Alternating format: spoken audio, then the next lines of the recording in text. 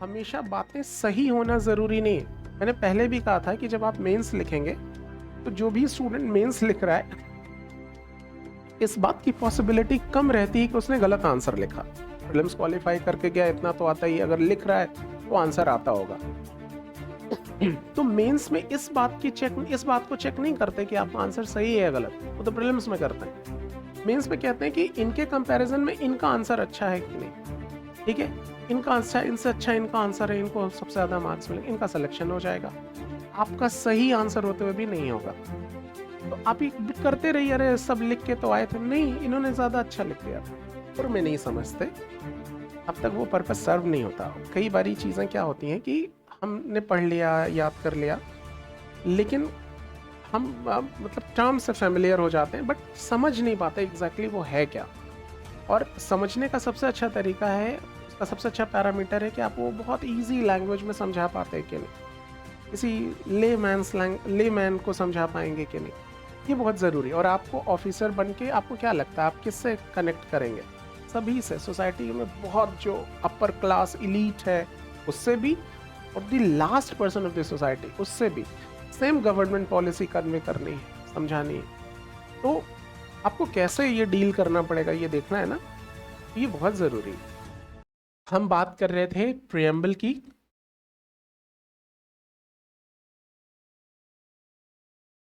Preamble में हमने समझा कि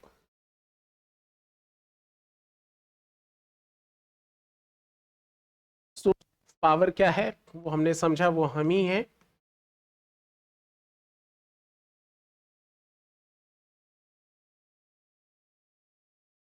we the people of India. और फिर हम बात कर रहे थे नेचर ऑफ स्टेट के बारे में।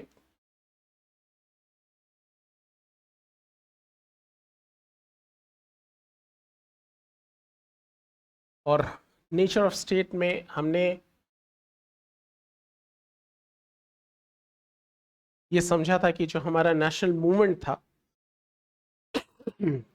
हमको आज़ादी चाहिए थी, और ये आज़ादी हमें मिल गई 1947, और इसलिए हमने अपने आप को सॉवरेन होना चुना।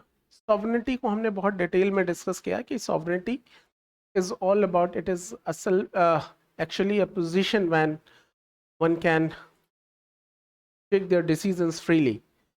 So ability to take decisions without any external pressure. तो ये बातें हमने समझी, उसके तमाम सारे कॉन्टेक्स्ट पे बात की कि why this sovereignty thing is very important for us। तो हमने समझा कि किस तरीके से the status of the state भी मेंटेन रहता है टू मेंटेन द सॉवरेनिटी, क्योंकि अकॉर्डिंग टू पॉलिटिकल साइंस हमने समझा कि जो स्टेट की डेफिनेशन होती है उसमें जो 4 इंपॉर्टेंट एलिमेंट्स हैं उनमें से एक सॉवरेनिटी है। तो अगर सॉवरेनिटी नहीं है तो किसी पीस ऑफ लैंड को स्टेट नहीं कहा जाएगा। तो इसकी सिग्निफिकेंस, इंपॉर्टेंस को हमने समझा। फिर हमने तमाम सारे कंसर्न्स के बारे में बात की कि वो कौन सी चीज़ें हैं जिसकी वजह से ये सॉवरेनिटी डिस्टर्ब होती है। तो एक लाइन में हमने समझा कि हर वो चीज़ जो हमारे डिसीजन मेकिंग को अफेक्ट करती है वो हमारी सॉवरेनिटी को भी अफेक्ट करती है। और उसमें हमने समझा कि ये जो ग्लोबलाइज सिनेरियोज हैं, है ना, जिस तरीके से हम एक दूसरे पे इंटरडिपेंडेंट हैं, तो वो जो absolute, the idea of the absolute sovereignty है वो थोड़ी इरोडेड हुई, वो मतलब डाइल्यूट हुई। फिर हमने समझा कि सुपर पावर्स की पोजीशन है, उसकी वजह से तमाम सारे प्रेशर ग्रुप्स हैं, इंटरनेशनल प्रेशर ग्रुप्स हैं, उनकी वजह से। तो तमाम सारे एस्पेक्ट को हमने समझा। हमने इंफॉर्मेशन टेक्नोलॉजी की के एस्पेक्ट को समझा कि कैसे वो हर्ट करता है, कैसे वो हर्डल क्रिएट करता है। इन सारे एस्पेक्ट्स को हमने बहुत डिटेल में समझा था। और फिर बाद में उसको ऐसे समझा कि क्या इन सारे जो हर्डल्स दिख रहे हैं, ये जो कंसर्न्स दिख रहे हैं, क्या सच में it is a reason for the eroding of the idea of the sovereignty. तो हमने उस वहाँ ये समझने की कोशिश की कि the idea of the absolute sovereignty has been diluted, has been changed। ये अब एब्सोल्यूट सॉवरेनिटी जैसी कोई चीज़ नहीं है, वो थोड़ा चेंज हुआ है, इंटरडिपेंडेंट है। और हमने उसके भी सारे एस्पेक्ट को डिटेल में डिस्कस कर लिया था। इतनी बातों को समझने में कहीं कोई दिक्कत किसी को भी? सब बिल्कुल क्लियर है? क्लियर या क्लियर? क्लियर, ठीक है। चलिए फिर वो टेस्ट से तो पता ही चल जाएगा।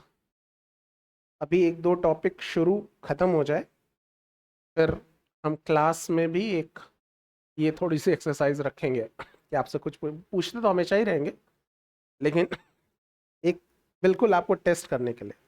क्लास के बीच में जो पूछते हैं वो आपको टेस्ट करने के लिए नहीं पूछते, वो तो आपको इन्वॉल्व करने के लिए पूछते हैं, लेकिन टेस्ट करने के लिए भी पूछेंगे। तो खूब पढ़िए। और मैंने आपको ये भी बताया है कि इस क्लास रूम का जो सबसे इम्पोर्टेंट पर्पज़ है वो ये है कि आपके पास डाउट्स ना रहे। Content is not the purpose. Content के लिए आपको टीचर की ज़रूरत नहीं, अब तो नहीं है ना? बहुत सारे सोर्स ऑफ इंफॉर्मेशन है आपके पास। तो प्रेम्बल क्या है, कैसे है, जैसा मैं बता रहा हूँ वैसा भी समझ सकते हैं, थोड़ा वक्त लगेगा। मैं थोड़ा जल्दी बता देता हूँ, आपके बिहाफ पे वो सारी रिसर्च कर रखी है तो वो बता देते हैं। लेकिन ऐसा नहीं कि इस कंटेंट के लिए आपको मेरी ज़रूरत है। मेरी ज़रूरत कहाँ है? इसको इंटरप्रेट करने की, इसको यूज़ करने की, सबसे बड़ी चीज़ आपके डाउट्स को दूर करने की। तो मैं उम्मीद करता हूँ कि आप ये इसका पर्पस का इस्तेमाल करेंगे। हम अपने डाउट को दूर कीजिए, खूब पढ़िए। अगले आने वाले हम कम से कम 100 सवा 100 घंटों तक साथ हैं, तो जितने भी डाउट्स हैं ढूंढ के लाइए और उस पर काम करेंगे। और थोड़ा सा एक चीज़ और, अब धीरे धीरे हमारे टॉपिक बढ़ रहे, कोशिश करनी है कि एकदम टाइम से आए। क्लास में केवल एक आदमी लेट हो सकता है, वो मैं भी हूँगा नहीं, लेकिन बाकी कोई लेट ना हो तो अच्छा है ना? ठीक है, अफसर लोग हैं आप लोग। चलिए, तो हम समझ रहे थे कि जो नेशनल मूवमेंट था वो हम आज़ादी के लिए लड़ रहे थे, आज़ादी मिल गई और इसलिए हमने अपने आप को सॉवरेन बना लिया। वही चाह रहे थे, मिल गई तो सॉवरेन हो गए। हम और किस चीज़ के लिए लड़ रहे थे और क्या चाहिए था हमें? हम लड़ रहे थे अपनी ही क्लास डिफरेंसेस के अगेंस्ट। ठीक है, अमीर लड़ रहा था गरीब से, मतलब गरीब लड़ रहा था अमीर से, मिल मजदूर मिल मालिक से, किसान जमींदार से, शूद्र ब्राह्मण से। तो ये जो क्लास डिफरेंसेस थे, ये क्लास स्ट्रगल थे चारों तरफ, ये भी एक लड़ाई थी उसी नेशनल मूवमेंट के ही दौरान, है कि नहीं? और आप देखिए जो हमारे नेशनल मूवमेंट के हीरोज थे, वो कंटिन्यूअसली इस गैप को भी कम करने की, खत्म करने की कोशिश कर रहे थे। अगर आप गौर करें हिस्ट्री में, तो जो इनिशियल मूवमेंट्स थे ऑफ महात्मा गांधी, वो क्या थे? वो Champaran movement, Kheda movement, Ahmedabad movement, वो क्या मतलब अंग्रेजों के खिलाफ कोई एफर्ट था? नहीं, वो किसानों के लिए लड़ रहे थे, मजदूरों के लिए लड़ रहे थे। उन्होंने दलित कम्युनिटी को क्या कहना शुरू कर दिया? हरिजन। हरिजन मतलब भगवान के बंदे।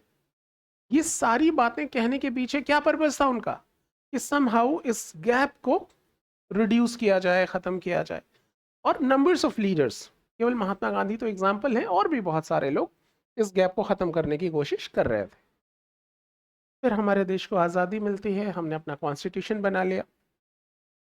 और अब हम अपने देश को कैसा बनाएंगे? तो जैसे ही हमको मौका मिला, हमने अपने आप को सोशलिस्ट डिक्लेयर कर दिया। अब ये क्या है? What is socialism? समाजवादी। एक तो समाजवादी उत्तर प्रदेश में भैया जी वाला है, वो नहीं, उसके अलावा क्या है समाजवाद? What is socialism?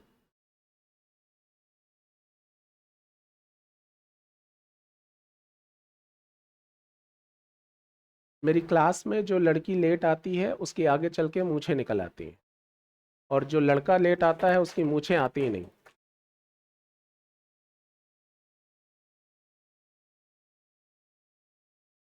ये मुझे वरदान है, मैं बस ऐसे बता रहा हूँ। ठीक है, व्हाट इज सोशलिज्म?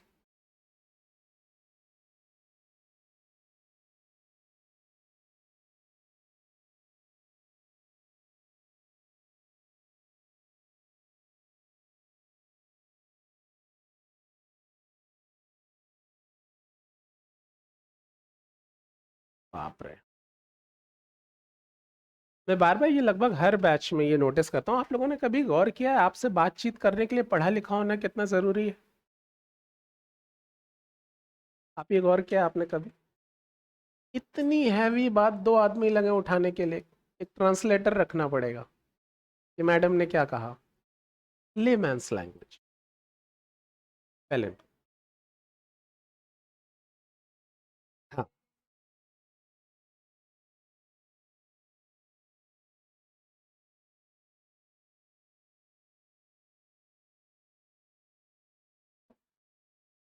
ये है सोशलिज्म।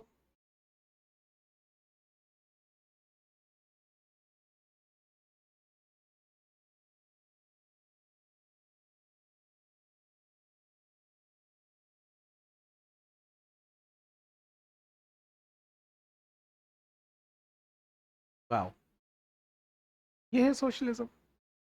सोचिए, इकोनॉमिक इनइक्वालिटीज रिड्यूस हो जाए, अगर गवर्नमेंट ये कर दे, तो यहाँ आप में से कोई बैठा होता फिर, अंबानी मर्सिडीज खरीदता, आप कहते ओके मेरे लिए भी आएगी, है ना? फिर हम क्यों ही स्ट्रगल करते हैं? गवर्नमेंट सबको इक्वली कर दे, मैं तो नहीं आता, आपका तो पता नहीं कितना मजा आता। नहीं, अंबानी कमा रहे, मैं ऋषिकेश में छुट्टियां मना रहा हूँ। क्या ये है इक्वली, मतलब इकोनॉमिकली सबको इक्वल कर देंगे?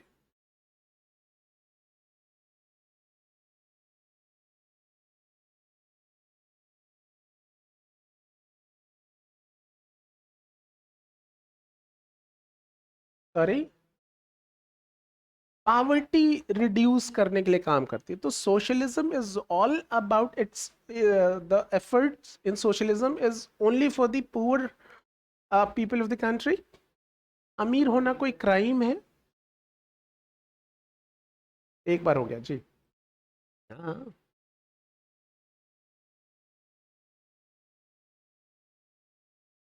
आओ, सॉरी। तो गवर्नमेंट ये एफर्ट करेगी कि ऑल काइंड ऑफ डिस्क्रिमिनेशन, जो कास्टिज्म वगैरह है, ये सब दूर करना, ये है सोशलिज्म।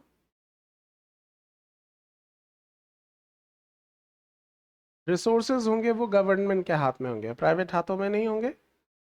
तब तो बीएसएनएल नहीं बंद होना चाहिए था हिंदुस्तान में।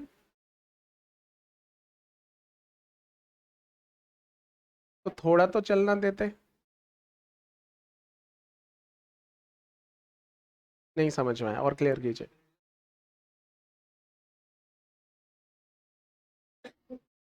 नहीं समझ आया, पहली बार ही समझ गया था, मतलब वो तो समझ गया था, सुन लिया था मैंने, समझा नहीं।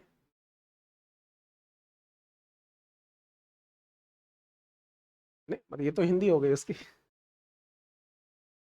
क्या सोसाइटी के वेलफेयर, कौन है ये सोसाइटी? कौन है सोसाइटी जिसके वेलफेयर के लिए काम करना है? कोई कहीं मिला आपसे सोसाइटी? हम ही तो है ना। और आपके वेलफेयर एफर्ट्स की मुझे जरूरत नहीं, suppose I am capable enough, तो मैं कहूँगा keep your socialism with you, I don't need.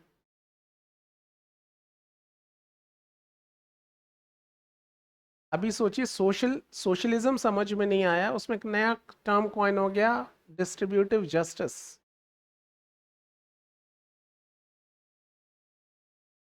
यहाँ प्लेटो आ जाए इस क्लास में ना, तो उनको भी डिसिप्लिन लेना पड़ेगा।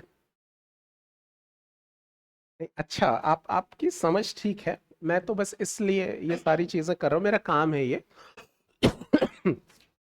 कि आप बिल्कुल जब तक कोर में नहीं समझते, तब तक वो पर्पस सर्व नहीं होता। कई बारी चीजें क्या होती हैं कि हमने पढ़ लिया, याद कर लिया, लेकिन हम मतलब टर्म से फेमिलियर हो जाते हैं, बट समझ नहीं पाते एग्जैक्टली वो है क्या। और समझने का सबसे अच्छा तरीका है, उसका सबसे अच्छा पैरामीटर है कि आप वो बहुत इजी लैंग्वेज में समझा पाते हैं कि नहीं, किसी ले मैन को समझा पाएंगे कि नहीं। ये बहुत ज़रूरी है। और आपको ऑफिसर बन के आपको क्या लगता है आप किससे कनेक्ट करेंगे? सभी से, सोसाइटी में बहुत जो अपर क्लास इलीट है उससे भी, और the last person of the society उससे भी। सेम गवर्नमेंट पॉलिसी कन्वे करनी है, समझानी है। तो आपको कैसे ये डील करना पड़ेगा ये देखना है ना, तो ये बहुत ज़रूरी है। ठीक है। यस आप। हाँ हाँ हाँ हाँ। What is socialism?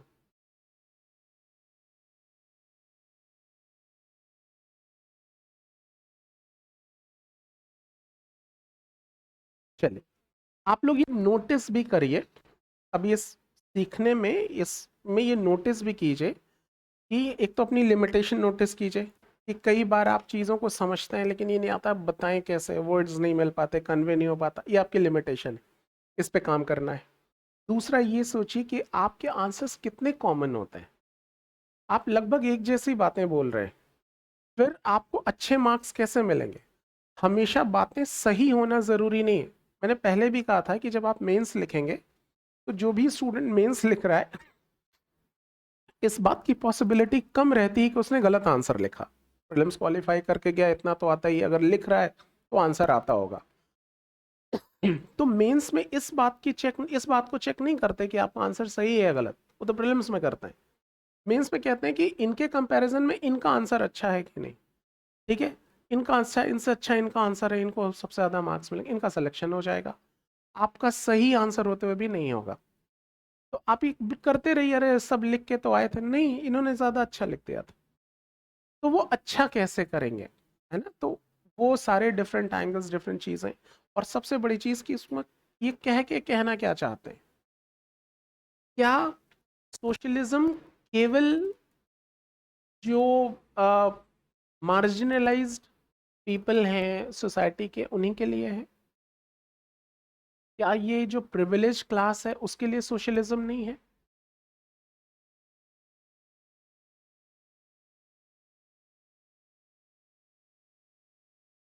ये तो अभी बात ही नहीं कर रहे। अभी क्वेश्चन को नहीं एडिट करना है, अपने आंसर को एडिट करना है ना? ये भी ध्यान रखना है, ये भी बहुत जरूरी है कि आप आंसर वो दीजिए जो क्वेश्चन है ना? कई बार हम क्या करते हैं, ये भी करते हैं स्टूडेंट कि हमको ये पता है, ठीक है, आप अपना क्वेश्चन एडजस्ट कर लो इसके अकॉर्डिंग। अब ये धीरे धीरे सीखने की जरूरत है।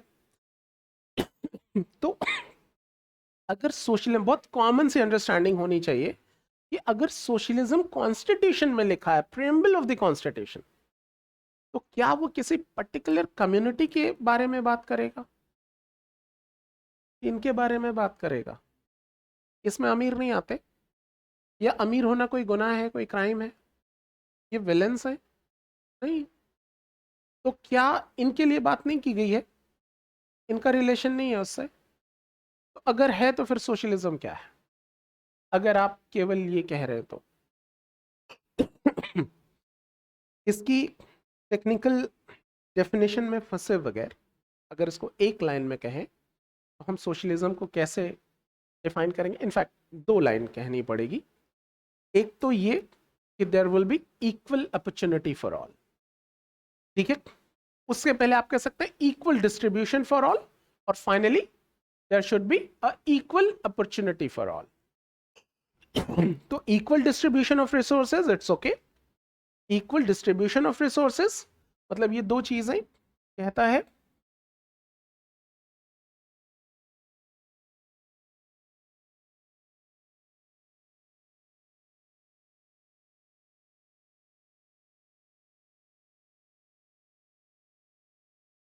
और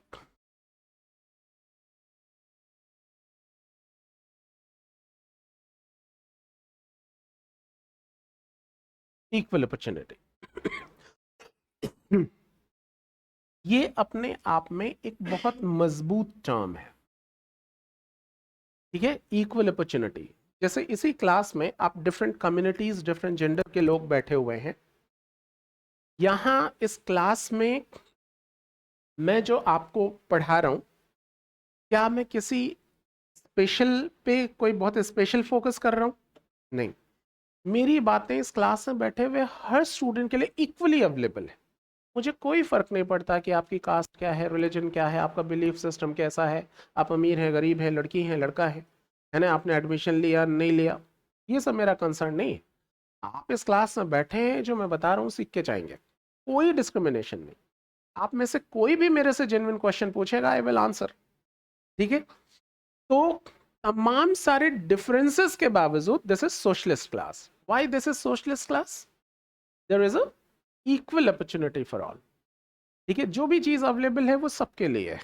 ठीक है, सभी के लिए इक्वल अपॉर्चुनिटी है, कहीं कोई डिस्क्रिमिनेशन नहीं। क्या हम आपके डिफरेंसेस को कम करने के एफर्ट्स कर रहे हैं इस क्लास में, कि लड़की को लड़का बना दें, लड़के को लड़की, ऐसा कुछ, सभी को लड़का बना दें, सभी को लड़की बना दें, सभी हिंदू हों, सभी मुसल, ऐसा कुछ तो नहीं। Keep your differences with you, keep your status with you. ठीक है, क्लासेस में जो जैसा है वैसा ही रहेगा, हमारी तरफ से कोई डिस्क्रिमिनेशन नहीं है। इस क्लास में सभी के लिए इक्वल अपॉर्चुनिटी है। This is socialist class. ठीक है, तो what is socialism is all about? Equal opportunity. Equal distribution एक टेक्निकल टर्म है, जरूर कॉइन करना है इस टर्म को, but the fundamental idea about the socialism is nothing but the equal opportunity. ठीक है, अब देखिए दुनिया में, अब इसके जो टेक्निकल एस्पेक्ट्स पर अगर भी बात कर लें, कि basically this word is related to economy. The socialist word is related to economy. दो तरीके के सिस्टम है ऑल ओवर वर्ल्ड। एक होता है जहां जो मीन्स ऑफ प्रोडक्शन है, जिसकी बात आप कर रहे थे, तो जो मीन्स ऑफ प्रोडक्शन है अगर उस पर कंट्रोल मार्केट का है तो सिस्टम को क्या कहते हैं? कैपिटलिस्ट, कैपिटलिज्म, है ना। इसके अपोजिट अगर मीन्स ऑफ प्रोडक्शन पे कंट्रोल गवर्नमेंट का है, जनता का है, पब्लिक का है, या पब्लिक की चुनी हुई गवर्नमेंट का है, तो सिस्टम को क्या कहते हैं? सोशलिस्ट। ठीक है। फिर इंडिया, इंडिया में तो मार्केट पे, मीन्स ऑफ प्रोडक्शन पे मार्केट का कंट्रोल है, but under the control of government. हमने इन दोनों चीज को मेंटेन किया, इसलिए हम मिक्स्ड इकोनॉमी है। तो हमारे यहाँ जैसे कोई भी चीज़, जैसे फ़ोन कंपनीज हैं, सबसे अच्छा एग्जांपल है यहाँ एयरटेल, वोडाफोन, आइडिया, जियो, अब तो आइडिया रहा नहीं। तो ये तमाम सारी जो मल्टीपल कंपनीज हैं वो मार्केट अपॉर्चुनिटीज़ को एंजॉय कर रही हैं, लेकिन इन सब के ऊपर कौन है? ट्राई। ट्राई देखती है कंपनी कुछ ऐसा तो नहीं कर रही है जो पब्लिक वेलफेयर के अगेंस्ट है, तो ये इनकी मॉनिटरिंग कर रही है। तो मार्केट पे कंट्रोल है प्राइवेट एंटिटीज का, but under the control of the government. सारी एयरपोर्ट को दे दिया प्राइवेट के हाथ में, लेकिन उसके ऊपर एक मिनिस्ट्री है, गवर्नमेंट की अथॉरिटी है, वो देखती है। बैंक प्राइवेट है लेकिन अथॉरिटीज हैं, उसको रेगुलेट करती हैं। तो हमारे यहाँ का जो सोशलिज्म है वो क्यूबा वाला सोशलिज्म नहीं है। ठीक है, वो क्या कहते हैं, रशिया वाला सोशलिज्म नहीं है। हमारे यहाँ का सोशलिज्म मिक्स्ड इकोनॉमी है। मिक्स्ड इकोनॉमी मतलब कि जो मीन्स ऑफ प्रोडक्शन है उस पर मार्केट का कंट्रोल है, but the under the control of the government. ठीक है, लेकिन ये जो दूसरी लाइन है ये बिल्कुल ठीक बैठती है हमारे सिस्टम पे, कि why we are talking about the socialism in our constitution in preamble, because we believe that there should be equal opportunity for all. इतनी बात समझने में कहीं कोई दिक्कत है? ठीक है। इस पे भी तमाम सारी टेक्निकल डेफिनेशन है, उस पर भी बात कर लेंगे अभी।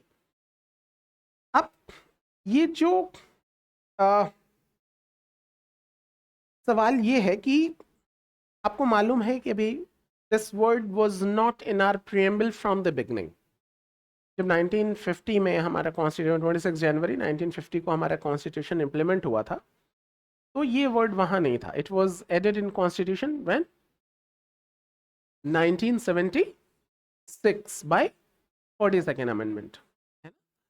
तो दिस वर्ड वाज एडेड इन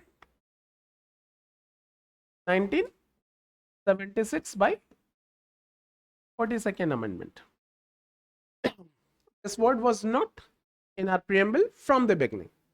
ठीक है, ये भी सवाल पूछा गया आपके एग्जाम में, खैर अभी बात करेंगे। तो क्या 1976 के पहले तक we were not socialist?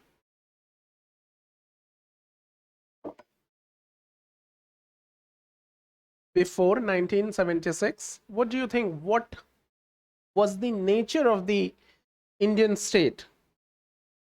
Do you believe, do you think that we were not socialist? This word was not there in the constitution in preamble. या नहीं थे तो अभी तो ऐड किया गया।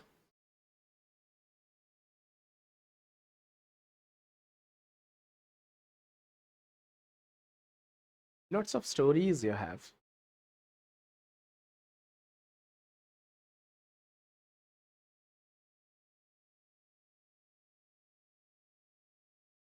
कब आया प्राइवेट?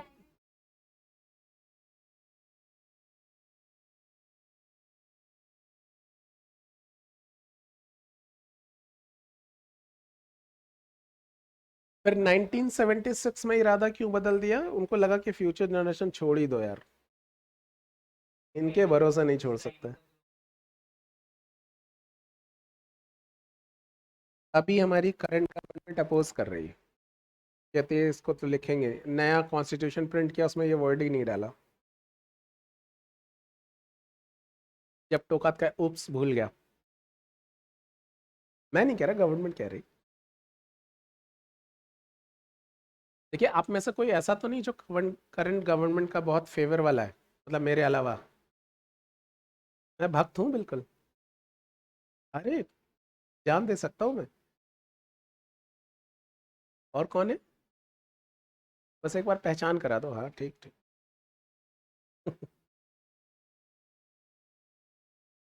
लेकिन यहाँ ध्यान क्या रखना है कि जो भी सिटीजन होता है ना, उसको हमेशा रोल प्ले करना होता है अपोजिशन का।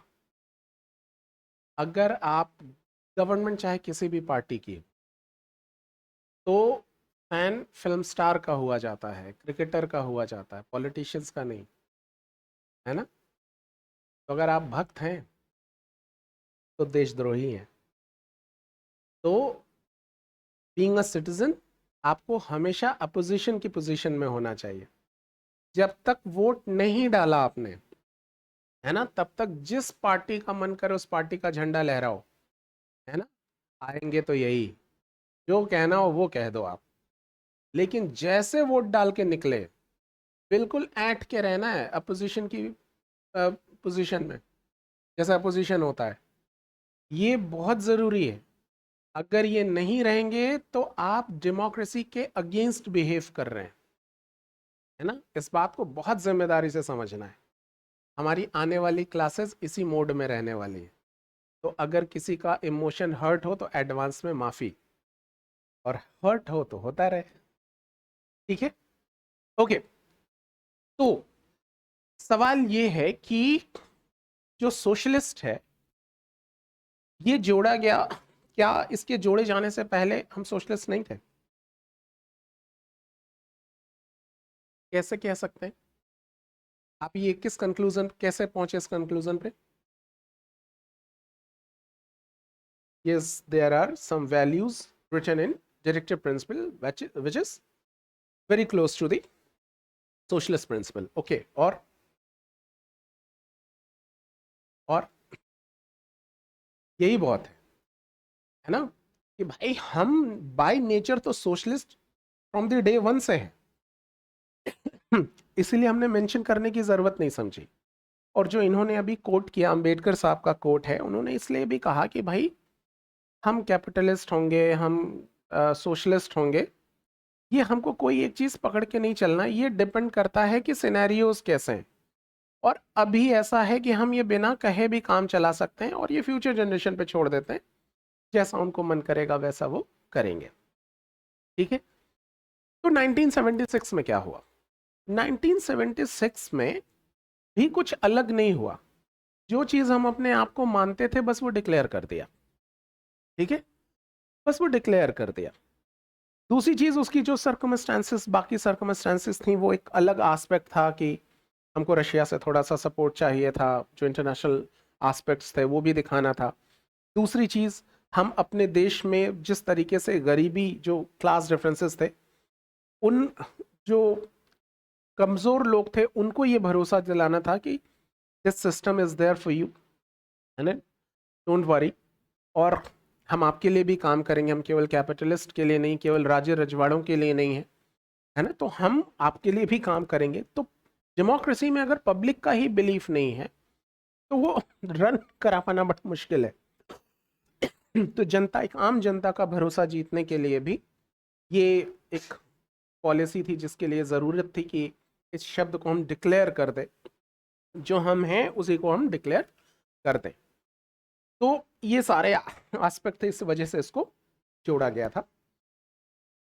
ये जो क्या कहते हैं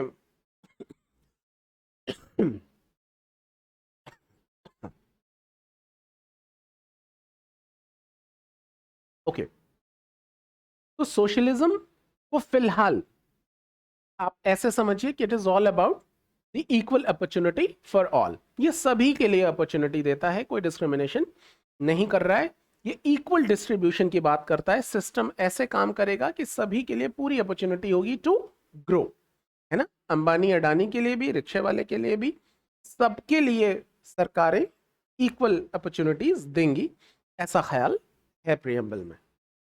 क्लियर है बात? ठीक है, इस पे राइटअप ले लेंगे पहले और सारी चीज को भी समझ लेते हैं। तो हम लड़ाई लड़ रहे थे क्लास डिफरेंसेस के अगेंस्ट, और जब हमको मौका मिला तो हमने अपने आप को सोशलिस्ट डिक्लेयर कर दिया। साइमल्टेनियसली जो नेशनल मूवमेंट था और किस चीज के लिए था और क्या चाहिए था हमें, हम लड़ रहे थे अपनी ही कंजर्वेटिव थॉट्स के अगेंस्ट। क्या कंजर्वेटिव थॉट्स थी हमारी? कि मैं हिंदू, तू मुसलमान, मैं हिंदू। हमें आपस में लड़ाकर अंग्रेजों ने 200 सालों तक शासन किया हमारे ऊपर। अंत में हमारे ही देश का बंटवारा हो गया।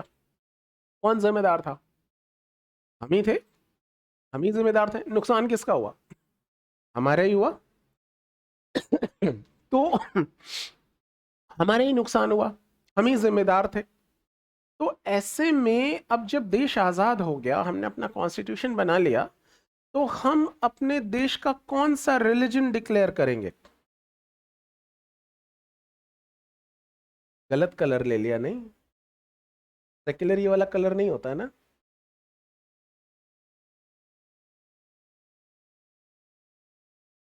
है ही नहीं यहाँ अपना वाला कलर, आप समझ लीजिए।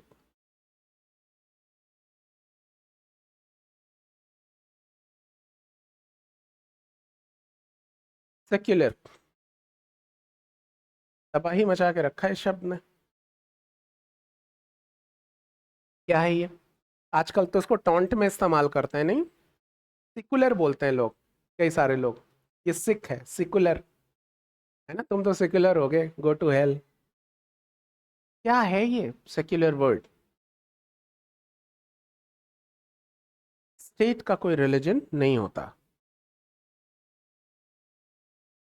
तो समझने के लिए आई सजेस्ट कि आप इसको हिंदी वर्ड से समझिए, ज्यादा बेहतर समझ में आएगा। ये होता है पंथ निरपेक्ष। धर्म निरपेक्ष नहीं है ये, पंथ निरपेक्ष। निरपेक्ष का मतलब होता है डिटैच होना, किसी के फेवर में, पक्ष में नहीं होना, है ना। वो निरपेक्ष होता है। फिर पंथ, पंथ है यहाँ, धर्म नहीं। There are two words, one is dharma and second one is panth. क्या ये दोनों सिनोनिम्स है?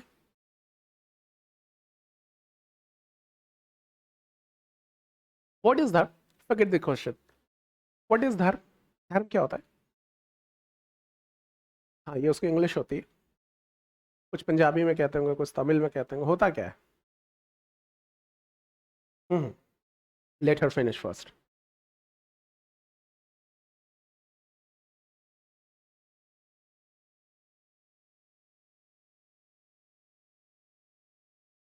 हाँ, ट्राई। एक कम्युनिटी जो एक बिलीफ को मानती हो।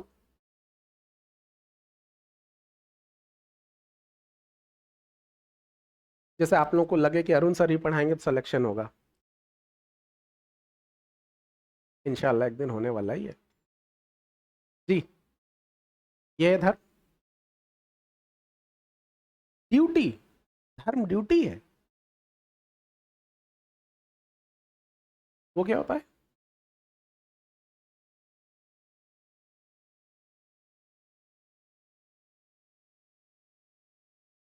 अच्छा, जाना जा, ऐसे किसी को जिम जाना है तो जाना ही है, वो धर्म है उसका। ड्यूटी 9 to 5, ड्यूटीज 9 to 5 वाली। हमें सड़क की बाईं तरफ चलना चाहिए, ये धर्म है? Beliefs and faiths. somebody set up there, जिस वक्त देख रहा है आपको, है ना? उसको भी देख रहा है जो कह रहा है कोई नहीं है। क्या होता है धर्म? इस एक वर्ड ने दुनिया भर में बवाल मचा के रखा है। बाहर लोग तलवारें लेके घूम रहे नहीं धर्म की रक्षा के लिए, अगले की गर्दन तक काट देते हैं। पूछो क्यों मार दिया? धर्म की रक्षा के लिए। पूछो धर्म क्या होता है? धर्म मतलब अरे बता दो गर्दन काट दी उसकी। Follow the path of truthness and who will decide what is the truth? इसी में तो लड़ाई हो जाती है। वाओ, सॉरी, रिलीजियस कॉन्स्टिट्यूशन, ये क्या है? हाँ, मतलब वो हिंदी हो गई उसकी। बेसिक इंग्लिश आती है मुझे तो। मुझे तो मेरा तो मासूम सा सवाल है कि व्हाट इज धर्म। मैंने आपको प्रॉमिस किया मैं आपसे कभी टफ क्वेश्चन नहीं पूछूंगा। मासूम सा सवाल। किसी कम्युनिटी को चलाने के लिए जो रूल्स एंड रेगुलेशंस होते हैं। आप हिंदू होना है मुसलमान होना ही तो कह रहे हैं ना, तो ये कहिए ना कितनी सारी इतनी टफ बातें बता रहे। कुछ पता चला? आप आपस में बात करके खुश हो जाते हैं, मैं आपके जवाब के लिए तरस रहा हूं यहाँ खड़ा होके, मुझे इग्नोर किए हुए। बताइए जी। ट्राई मी, मैं हूं समझदार आदमी, बताइए एक बार कोशिश कीजिए। हाँ हाँ, आप बस वो पीछे वाले अगर वो क्या कहते हैं सैफरन कलर पहन के आते तो आप लोग बढ़िया तिरंगा होते, है ना? मोदी जी वाला। मॉरल्स मतलब आप लोग ये जो धर्म की परिभाषाएं हैं, हाँ बस सिंपल तो, और तो क्या। वही तो इन्होंने ही बोला, वही तो सब बोल रहे हैं। हिंदू होना मुसलमान होना नहीं। अच्छा, हिंदू होना मुसलमान होना अगर धर्म है तो कृष्ण जी ने गीता में कहा है यदा यदा ही धर्मस्य ग्लानिर्भवति भारतः अभ्युत्थानम धर्मस्य तदात्मान्यम सृजाम्यहम्। जब जब धर्म की हानि होगी मैं आऊंगा। प्रॉमिस किया उन्होंने। कौन से धर्म की हानि? हिंदू धर्म। मुसलमान परेशान होगा नहीं आएंगे, ऐसा कहा था उन्होंने। फिर कौन से धर्म की हानि?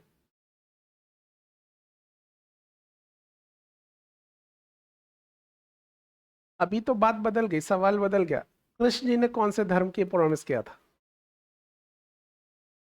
ह्यूमैनिटी। हाँ, ये कहाँ चलता है इस प्लेनेट पर? हमारे यहाँ।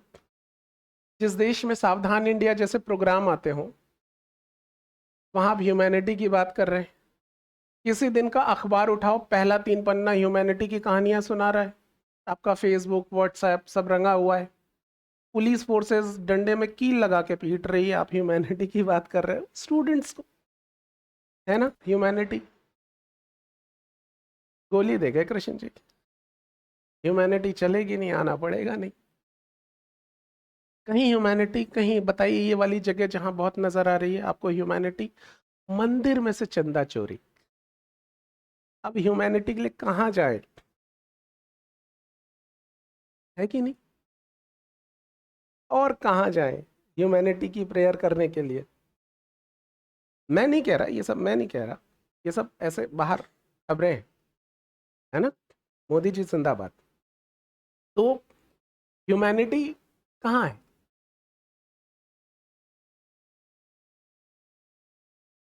वाह, जो कि दिखता नहीं।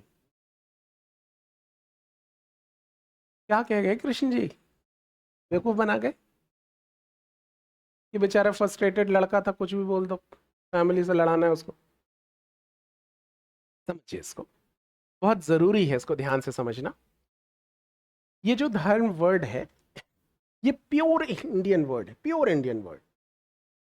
इसके इंग्लिश ट्रांसलेशन करेंगे, नंबर्स ऑफ वर्ड्स आएंगे, मल्टीपल वर्ड्स आप इस्तेमाल कर सकते हैं इसके लिए। लेकिन धर्म शब्द प्योर इंडियन वर्ड है।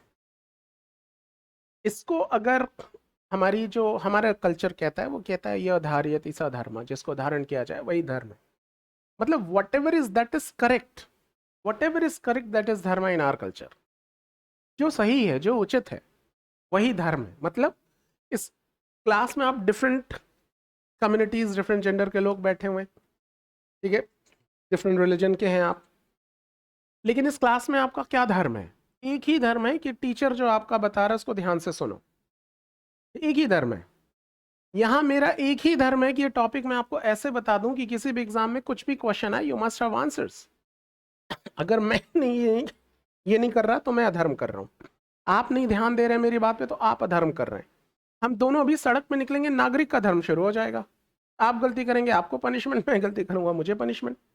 हम अपने फैमिलीज में हैं तो बेटे का धर्म, बेटी का धर्म, भाई बहन का धर्म, दोस्त का धर्म, 20 धर्म है हमारे पास। अकेले भी बैठोगे शरीर का धर्म, सांस तो लोगे। तो जो भी उचित है, what ever is that is correct, is धर्म इन आवर कल्चर। ऋषि ने क्या कहा था? जब जब कुछ गलत होगा, जब जब कुछ अनुचित होगा, मैं आऊंगा। हालांकि पता नहीं किस बात का वेट कर रहे हैं वो, लेकिन प्रॉमिस उन्होंने ऐसा ही किया था, है ना। तो धर्म का मतलब जो उचित है वही धर्म है। तो क्या is it possible in India to detach with dharma? Is it possible? No, ये तो पॉसिबल ही नहीं है। फिर ये वर्ड आता है पंथ। इसको इंग्लिश में कहते हैं रिलीजन। रिलीजन दो लैटिन वर्ड से मिलकर बना हुआ है, रेलेगेरा। रेलेगेरा मतलब, रेले मतलब गॉड, गेरा मतलब वे टुवर्ड्स गॉड। एक ऐसा रास्ता जो आपको भगवान से मिलाते। मतलब ये नहीं कि बीच रोड पे आप ऐसा चल रहे हैं, वो रास्ता भगवान से मिलने के लिए। मतलब आप किस तरीके से ईश्वर को अचीव कर सकते हैं। किसी को लगता है पूजा करके मिल सकते हैं, किसी को लगता है नमाज पढ़ के, किसी को लगता है कैंडल जला के, किसी को लगता है कोई और तरीका।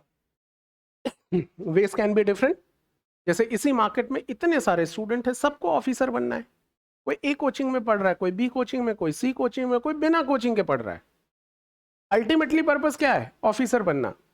आप ऑफिसर बन जाओगे, क्या फर्क पड़ता है आप कौन सी कोचिंग से पढ़ के आओ? कोई फर्क पड़ता है ऑफिसर बनने के बाद? नहीं। ईश्वर मिल गया, क्या फर्क पड़ता है कौन सा कोचिंग इंस्टीट्यूट था, है ना। तो क्या इससे डिटैच रहा जा सकता है? ऑफ कोर्स रहा जा सकता है, ठीक है, इससे अलग हुआ जा सकता है। तो जो हमारे यहाँ सेक्युलरिज्म है वो इसी सेंस में है। असल में even this secularism is a foreign word for us. देखिए, ये अभी हमारे यहाँ कॉइन किया हुआ नहीं है, ये सब बातें हमारे कल्चर में नहीं होती। आप पढ़ेंगे, आप हिस्ट्री में पढ़ेंगे, जब वर्ड हिस्ट्री पढ़ेंगे तो रेनेसा पढ़ेंगे, और वहाँ आप पढ़ेंगे कि किस तरीके से एक समय था जब यूरोप में चर्च का डोमिनेंस था। चर्च डिसाइड करता था कि क्या करना है, और कोई भी बात जो चर्च के प्रिंसिपल्स के अगेंस्ट है, फिर उसका डेथ सेंटेंस। किंग को भी फॉलो करना पड़ता था सारी चीज़ें। तमाम सारे साइंटिस्ट की कहानियां आप सुनते हैं कि वो अपनी सारी डिस्कवरीज को पब्लिश नहीं कर पा रहे थे, इसलिए कि चर्च को बुरा लगेगा। बहुत दिनों तक तो ये नहीं कह पाए कि जो अर्थ है वो राउंड है, ठीक है, क्योंकि चर्च को कहता था फ्लैट है, ठीक है। कहेगा तुमको जलाएं कि बिना जलाए मान जाओगे, तो वो जला देता था चर्च अगर कोई इसकी बात को नहीं मानता था। तो जब बाद में वहां रेनेसा आया, जब ये रियलाइज हुआ कि नहीं यार, ये तो बहुत टू मच इंटरफेरेंस है रिलीजन का हमारी लाइफ में, हमारी लाइफ उससे ज्यादा इंपॉर्टेंट है, इंडिविजुअल इज इंपॉर्टेंट, और जो we have to decide what we need to do, हमारे belief, everything we need to decide. तो फिर उन्होंने कहा कि भाई स्टेट एक अलग फंक्शन काम करता है और रिलीजन एक अलग फंक्शन है, इन दोनों को मर्ज करने की जरूरत नहीं। तो उन्होंने सेक्युलर वर्ड कॉइन किया।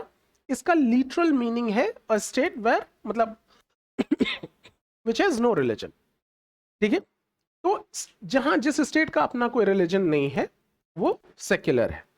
तो where the state has no religion. एक एस्पेक्ट तो ये हो गया, लेकिन क्या जो यूरोपियन एस्पेक्ट है ऑफ सेक्युलरिज्म वो हमारे देश में वैसा दिखता है? क्या हमारे यहाँ का सेक्युलरिज्म बिल्कुल वैसा ही है जैसा वेस्टर्न कंट्रीज में है? नहीं, हमारे यहाँ स्टेट इन्वॉल्व होती है ना, स्टेट इन्वॉल्व होती है। यहाँ हज जाना है, सब्सिडी कौन दे रहा है? स्टेट। यहाँ माघ मेले का अरेंजमेंट कौन करता है? स्टेट।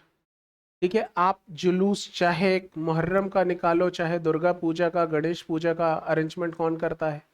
स्टेट। स्टेट कभी 3 तलाक हटा देता है, कभी हिंदू कोड विल में चेंज कर देता है, तो वो तो पर्याप्त इंटरवीन कर रहा है। वो इन चीज़ों का ध्यान रखता है कि आपका रिलीजन कभी सोशल ऑर्डर तो खराब नहीं कर रहा, वो खड़ा हो जाएगा आके। तो ये कहना कि भारत में state has no involvement in religion is not true. ठीक है, हमारे यहाँ प्राइम मिनिस्टर मंदिर की पूजा कर देते हैं, तो यहाँ ऐसा नहीं है कि स्टेट हैज नो इन्वॉल्वमेंट। तो क्या हमारा सेक्युलरिज्म फिर किस तरीके का है? तो हमारा सेक्युलरिज्म फिर वही बात करता है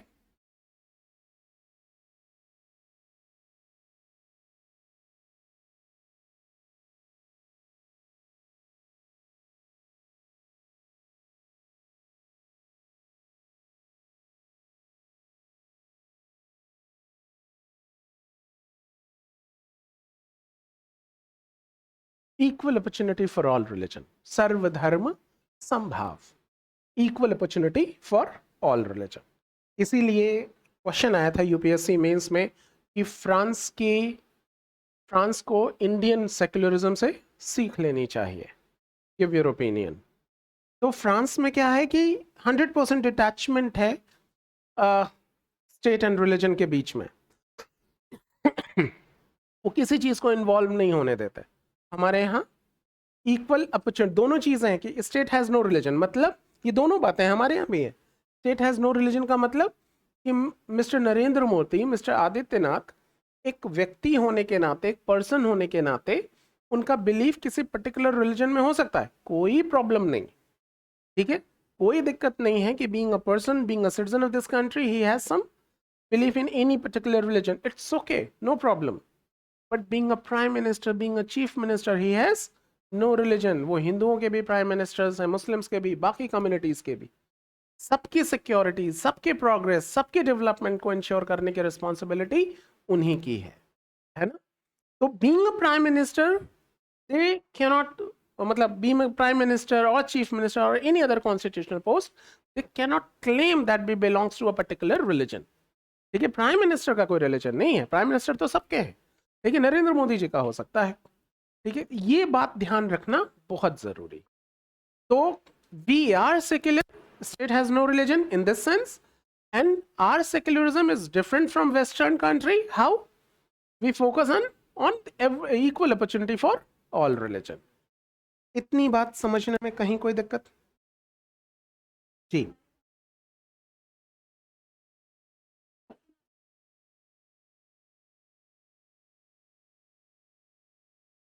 हाँ,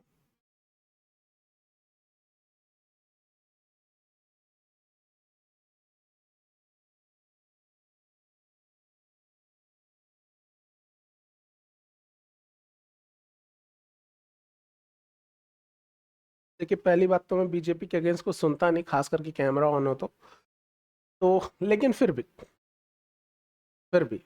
with due respect, political party के रूप में every organisation has freedom of expression. Political party से हमें क्या लेना देना? पूरे कॉन्स्टिट्यूशन में ये कहीं लिखा हुआ है कि पॉलिटिकल पार्टी की गवर्नमेंट बनती है? टेक्निकली बताइए, क्या हमारे देश में किसी पॉलिटिकल पार्टी का रूल है? नहीं। समझना बहुत जरूरी, इसीलिए टेक्निकल एस्पेक्ट्स बहुत जरूरी होते हैं समझना। इसीलिए आप एक गवर्नमेंट के, किसी भी गवर्नमेंट के, आप एक काम नहीं बता सकते जो अनकॉन्स्टिट्यूशनल हो। एक काम, political party has no role. ऐसे अगर देखिए अकॉर्डिंग टू द कॉन्स्टिट्यूशन, कौन बनाता है सरकार? किसकी गवर्नमेंट होती है डेमोक्रेसी में? लोगों की।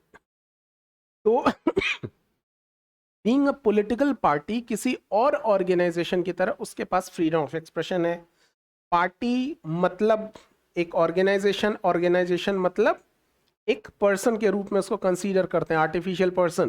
कोई कंपनी हुआ, कोई ऑर्गेनाइजेशन हुआ, वो क्या होगा? आर्टिफिशियल पर्सन है। ये ऑर्गेनाइजेशन है, इसका अपना जीएसटी नंबर है, अपना आधार, अपना पैन कार्ड है ना? ये ऑर्गेनाइजेशन टैक्स भरती है। ये अगर कोई मुकदमा होगा, ये ऑर्गेनाइजेशन जाके लड़ेगी मुकदमा। तो एक आर्टिफिशियल पर्सन है ये, इसको पर्सन जैसा ट्रीट किया जाता है। तो इसका अपना बिलीफ सिस्टम हो सकता है कि नहीं? इसके पास फ्रीडम ऑफ एक्सप्रेशन है कि नहीं? तो ये अपनी आइडियोलॉजी बोलेंगे, कोई दिक्कत नहीं, उससे कोई दिक्कत नहीं है। ये अपना बोले, कोई और अपना बोले। तो हम ये कभी टेक्निकली वी कैन नॉट से कि बीजेपी रूल कर रही है। टेक्निकली कौन रूल कर रहा है? We the people of India, democracy है। ठीक है कि मेजॉरिटी ऑफ द पॉपुलेशन उस आइडियोलॉजी से एग्री, इम्प्रेस्ड है, that's it. It doesn't mean कि वो रूल कर रहे हैं। ये जो, जब आप कोर्ट ऑफ लॉ में बात करते हैं, और आपको करना पड़ेगा जब आप ऑफिशियल एस्पेक्ट्स में, जब आप ऑफिस संभालेंगे, होल्ड करेंगे, तो जैसे ही कोई प्रॉब्लम आएगी आप पूछेंगे प्रोविजंस क्या कहते हैं, फिर वो प्रोविजंस के ग्राउंड पर ही बात करेंगे। This is not written in the constitution, this is not written in the laws, या this is written in the laws. उसी के ग्राउंड पे आप किसी को रोकोगे, उसी के ग्राउंड पे आप किसी को जाने दोगे, है ना? तो बीजेपी अगर वो हिंदुत्व पे भरोसा करती है, कोई और किसी और रिलीजन पे भरोसा करती है, करना चाहिए, उसका राइट है, करे, क्या प्रॉब्लम, उसमें क्या प्रॉब्लम? कोई प्रॉब्लम नहीं, इससे कोई दिक्कत नहीं। लेकिन प्राइम मिनिस्टर के रूप में उनको काम किसके लिए करना है? सभी के। और इस ग्राउंड पे उनको क्रिटिसाइज किया जा सकता है, इसी ग्राउंड पे पब्लिक उनको चेक कर सकती है, इसी ग्राउंड पे रीवोटिंग के बारे में सोचेगी, है ना? तो वो ना सोचे, इसीलिए कॉम्प्रोमाइज किया जाता है ऑर्गेनाइजेशंस। वो एक अलग कहानी है। हम बात कर रहे हैं, हमने कल भी बात की थी कि व्हाट शुड बी डन, क्या होना चाहिए। तो कॉन्स्टिट्यूशन क्या कहता है कि what is the nature of the Indian state? We are secular. when we say that we are secular, what it mean exactly? There are two meaning is there. One is state has no religion, आपने समझ लिया किस context में, and there will be equal opportunity for all religion. Clear है बात? ठीक है। अच्छा, यहां जो इंडियन सेक्युलरिज्म है, can you consider it as the absence of the religion? The Indian secularism is absence of religion in politics.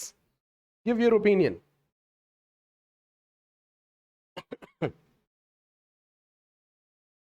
ये नहीं है।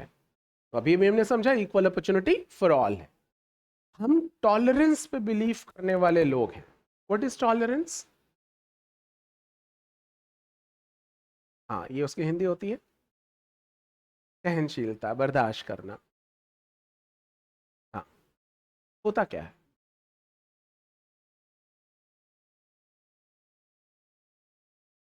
ये बहुत अच्छी बात है। आप कहिए मैं अपने पापा को बर्दाश्त करता हूं, तो वो भी आपको बर्दाश्त ही करते होंगे। क्या ये बहुत अच्छी बात है? जब आप ये कहते हैं ना कि मैं किसी को बर्दाश्त करता हूं, तो असल में आप कह रहे हैं I don't have any other option. नहीं, अभी कोई आके बता दे, अरे रे अभी अभी न्यूज़ आई है, यूपीएससी एग्जाम से पॉलिटी बाहर कर दिया गया, फिर यहाँ आपको बैठाने के लिए पुलिस फोर्स बुलानी पड़ेगी, फिर बैठोगे आप। लेकिन क्या करें, यू हैव नो ऑप्शन। तो टॉलरेंस, जिसको आप बर्दाश्त करना कहते हैं, वो क्या होता है? बर्दाश्त करना, बर्दाश्त करते ही तब है जब आपके पास कोई और ऑप्शन नहीं होता। It's not a good thing. फिर हम ये प्राउडली क्यों कहते हैं India as a tolerant country? What is good about it?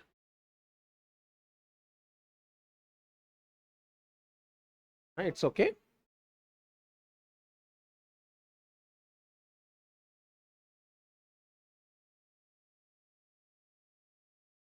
मेरा लॉजिक कन्वे नहीं हुआ आप तक। Is it good thing? मैं, और जैसे ही आपके पास ऑप्शन मिला तो मैंने क्या कि tolerance is nothing but the absence of option. नहीं, कोई भी चीज आप देखिए, सोच के देखिए, आप बर्दाश्त करते कब है? जब आप एक अपना वो कोई बच्चा रो रहा हो, थोड़ी देर में इरिटेशन हो लगता है, फेंको इसको, कौन है, अपना बच्चा रो रहा हो, क्या करें, ऑप्शन नहीं है, फिर ले क्या ले ले ले ले ले करते रहते हैं। तो ऐसा क्या, बच्चा ही तो है, एक में आपको इरिटेशन हो रही है, एक में आप इन्वॉल्व हो रहे हैं, इसलिए कि पहले वाले में ऑप्शन है, दूसरे वाले में ऑप्शन नहीं है। बर्दाश्त करते ही आप तब हैं जब आपके पास ऑप्शन नहीं होता है ना, है ना कि नहीं? तो ये अच्छी बात कैसे है? सोचिए, बर्दाश्त करने वाला कभी फटा तो दो चार को लेके फटेगा, ये तो बहुत अच्छी बात नहीं है। फिर भी India is a tolerant country. Problem पता है क्या है? प्रॉब्लम इस वर्ड में है। अंग्रेज बेचारे गरीब लैंग्वेज के मामले में, टॉलरेंस वर्ड का जो हमारे लिए जो हिंदी में शब्द है वो है सहिष्णुता। सहिष्णुता इज नॉट बर्दाश्त करना। सहिष्णुता is all about to accept the existence of others. तो what is the Indian meaning of the tolerance? To accept the existence of others. What is tolerance? To accept the existence of others. और दूसरे के existence को accept करना ये कमजोर के बस की बात नहीं है, इसके लिए बहुत ताकत चाहिए। ठीक है, दूसरे के एग्जिस्टेंस को आप तभी एक्सेप्ट कर सकते हैं जब आप अपने बारे में बहुत कॉन्फिडेंट होते हैं। इसका सबसे अच्छा एग्जाम्पल है, आप जब ट्रेन में ट्रैवल कर रहे होते हैं, कभी आप गौर कीजिए, अगर आपका रिजर्वेशन कंफर्म है, आप अपनी बोगी के सामने खड़े होते हैं, फिर ट्रेन आके लगती है, दरवाज़ा खुलता है, पब्लिक चढ़ने लगते हैं, आप अपना बैग लेके एक कदम पीछे हो जाते हैं, चढ़ो चढ़ो कोई बात नहीं। फिर आप लास्ट में शहनशाह की तरह चढ़ते हैं, अपनी सीट के नीचे का बैग हटाते हैं, अपना बैग रखते हैं, लेट जाते हैं। थोड़ा सा आप वॉक करते हुए जनरल कंपार्टमेंट की तरफ जाओ, वो ट्रेन लगी रही है, लोग नट बोल्ट पकड़ के चिपके हुए हैं, कोई खिड़की में से घुसने की कोशिश कर रहा है, कोई सामान फेंक रहा है, कोई चलती ट्रेन में अपने बच्चे को चढ़ा रहा है, अंदर घुसो। हर बढ़ता हुआ आदमी दूसरे का ब्लड प्रेशर बढ़ाता है। क्यों? क्योंकि उसकी पोजीशन सिक्योर नहीं है। उसको मालूम है कि ये जो भीड़ है ना, ये मेरी ही पोजीशन खाने आई है, ठीक है, मुझे सीट लेनी है जल्दी।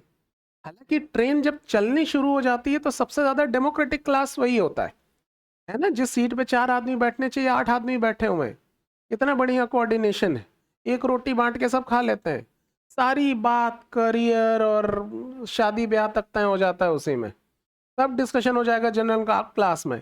फर्स्ट एसी वाले तो बात भी नहीं करते आपस में, है ना, एक दूसरे की शक्ल भी देख लें तो बहुत है, घुसा कोई आ गया देख के मुस्कुरा दिया, बस फिर वो अपने फोन पे गर्दन भी नहीं उठाते, बस एक बार की ये बेड बिछा लें, बस शक्ल भी याद नहीं रहती। अब तो हमारे तो एक दो दोस्त हैं जो ट्रेन में ट्रैवल में बने, अब तो वो समय ही चला गया। तो क्या ये जो सारे जो लड़ भिड़ रहे हैं, ये सारे जंगली जाहिल लोग जनरल कंपार्टमेंट में, बाकी कंपार्टमेंट में धर्मात्मा लोग, ऐसा है? नहीं, एक की पोजीशन सिक्योर है, दूसरे की पोजीशन सिक्योर नहीं है। तो टॉलरेंस, दूसरे के एग्जिस्टेंस को आप एक्सेप्ट ही तब करते हैं जब आप अपने बारे में कॉन्फिडेंट होते हैं। अगर मुझे पता है कि मेरे राम अजय हैं, उनको कोई नहीं हरा सकता, मेरे राम को खतरा नहीं, आप अपने राम के बारे में सोच लो, ठीक है, मेरे राम को कोई खतरा नहीं, मेरा धर्म खतरे में नहीं, वो सनातन है, था है रहेगा, आपका पता नहीं, आप देख लो आपका धर्म क्या है। तो अगर आपको अपने बारे में कॉन्फिडेंट है तो दूसरे के आने से कोई प्रॉब्लम नहीं होगी। आप समझ रहे हो जो कृष्ण ने कहा, कमाल की बात कही है, तो आपको मोहम्मद साहब की बात सुनने में दिक्कत नहीं होगी, ठीक है, जीसस क्राइस्ट क्या कहेंगे वो भी बताओ, ठीक है, हम बता देंगे कि इसमें कृष्ण ने भी ऐसे ही कहा था, ठीक है, बड़ी सिमिलैरिटीज है। वो सारी चीज हम समझ लेंगे और हम इक्वली उसको ट्रीट करते हैं, बढ़िया है। मैं अगर मेरी माँ की इज्जत करता हूं तो आपकी माँ की बेइज्जती कैसे कर दूंगा? ठीक है, ये अपने आप आता है। अगर यहाँ कोई, आप गौर कीजिए, सबसे ज्यादा अपने घरों में वो लड़के अपनी बहनों को, अपनी बेटियों को, माँ को स्ट्रिक्ट रखते हैं जो बाहर दूसरी औरतों की इज्जत नहीं करते, क्योंकि उनको सारे मेल्स में अपने ही आपको देखते हैं वो, कि जैसे मैं बदतमीज हूँ सारे ही बदतमीज घूम रहे होंगे, है ना। और जो है कि यार क्यों बदतमीजी करना, मेल फीमेल क्या ही हो गया इससे। तो आप देखेंगे ये सारी चीज आदमी रेप्लिकेट करता है ना अपने आप को। तो बेसिकली टॉलरेंस एक ऐसी चीज है, वो ताकतवर का काम है, कमजोर टॉलरेंट हो ही नहीं सकता। यहां आप गौर कीजिए, अगर आप अच्छे स्टूडेंट हैं, बहुत मेहनत से पढ़ रहे हैं, टेस्ट दे रहे हैं, और उससे पूछे भाई तेरे टेस्ट कितना टाइम लगता है, तो यार मुझे तो आधा घंटा लग जाता है क्वेश्चन लिखने में, दूसरा कह रहा है मैं तो 15 मिनट में लिख देता हूँ। अच्छा स्टूडेंट पीछे पड़ जाएगा, भाई कैसे लिखता है, क्या करता है, बता मुझे भी बता, कुछ भी करेगा प्लीज बता यार कैसे कर देता है, 15 मिनट में कैसे लिख लेता है, मुझे बता क्या ट्रिक इस्तेमाल करता है, क्या प्रैक्टिसेस कर रहा है। वो पीछे पड़ जाएगा इसके अपोजिट, क्योंकि वो जानता है कि इसकी वैल्यू क्या है। लेकिन जो पढ़ता लिखता नहीं है, उसको जरा बोले अरे सर ने समझाया था, समझ नहीं आया, मैं बताता हूँ क्या है, क्या तू बताएगा मुझे, वो हमेशा एरोगेंट ही रहेगा। वो हमेशा, ये टॉलरेंस की बात है, वो खुद ही इनसिक्योर है, उसको हमेशा अपने आप को शो ऑफ करना है कि अपनी इनसिक्योरिटी बचाने के लिए। जो सिक्योर है उसको कहो कि अरे यार पता है इस बार केवल 200 सीट्स आई है, तो मुझे तो एक ही चाहिए, 199 एक्स्ट्रा है, क्या करूंगा। जो पढ़ता लिखता नहीं, क्या मजाक चल रहा है, 3000 सीट बताओ 6 लाख लोगों में, मजाक कर रही है सरकार, उसको उसमें भी मजाक लगेगा। तो टॉलरेंस हमेशा ताकतवर का काम है। इंडिया का जो सेक्युलरिज्म है that is based on tolerance. तो एक जो तीसरा एस्पेक्ट है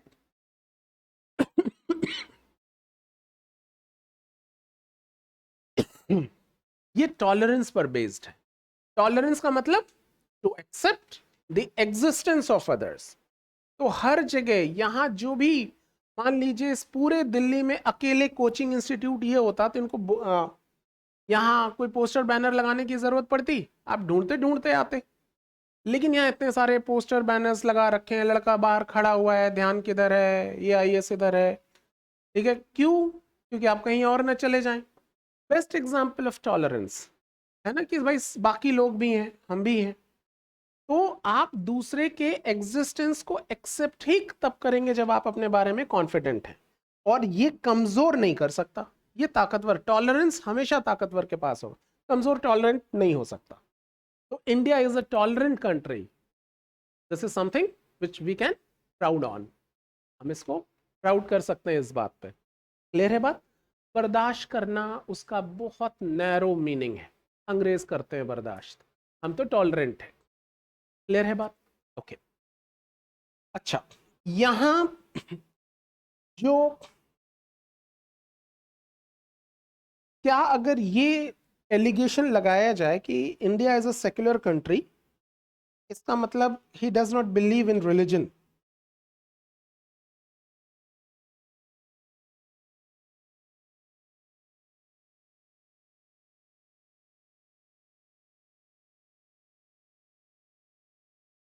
ये सही होगा? नहीं, हमारे यहाँ तो ओथ लेते हैं भगवान के नाम पर, है ना, ईश्वर को साक्षी मानते हुए, अलग अलग कॉन्स्टिट्यूशनल पोस्ट के लिए। अभी तो वो प्रैक्टिसेस खत्म हो गई, नहीं तो कोर्ट में गीता पे हाथ रख के कसम खाता हूँ जो बोलूंगा सच बोलूंगा। तो आप समझते हैं ये रिलीजियस प्रैक्टिसेस रही हैं। हम, ऐसा नहीं कि हम ईश्वर से के एग्जिस्टेंस या इन सब के डिबेट में हम फंसते हैं, वही सारी चीजें हैं कि स्टेट हैज नो रिलीजन, इसका मतलब क्या है, equal opportunity for all religion and we are tolerant country. इतनी बात समझने में कहीं कोई दिक्कत है? सब कुछ बिल्कुल क्लियर या क्लियर? ठीक है। तो अब कोई धर्म पूछे तो क्लियर रहेगा आपको कि आप क्या बात कर रहे हैं। हम, हमारी जो प्रैक्टिस है, हम इसमें ये वर्ड इस्तेमाल नहीं करते इन जनरल, तो धर्म शब्द को हम इसके कॉन्टेक्स्ट में इस्तेमाल करते हैं। हम भी आगे करेंगे, आपकी किताबों में लिखा हुआ है, क्वेश्चन पेपर में धर्म लिखा हुआ जाता है रिलीजन के लिए। तो चूंकि हमारी प्रैक्टिस में हम धर्म वर्ड रिलीजन के कॉन्टेक्स्ट में इस्तेमाल करते हैं, तो आप समझिए जब हम धर्म कहें तो आप रिलीजन समझ जाइए। लेकिन अपनी जानकारी में ये जरूर रखना है कि religion and dharma is different thing, ठीक है, ये आपकी जानकारी के लिए।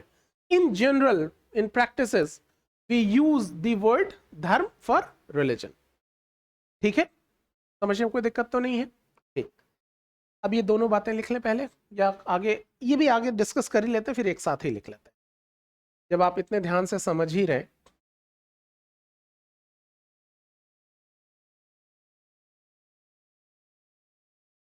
तो हमारा नेशनल मूवमेंट, हम आज़ादी के लिए लड़ रहे थे, आज़ादी हमें मिल गई।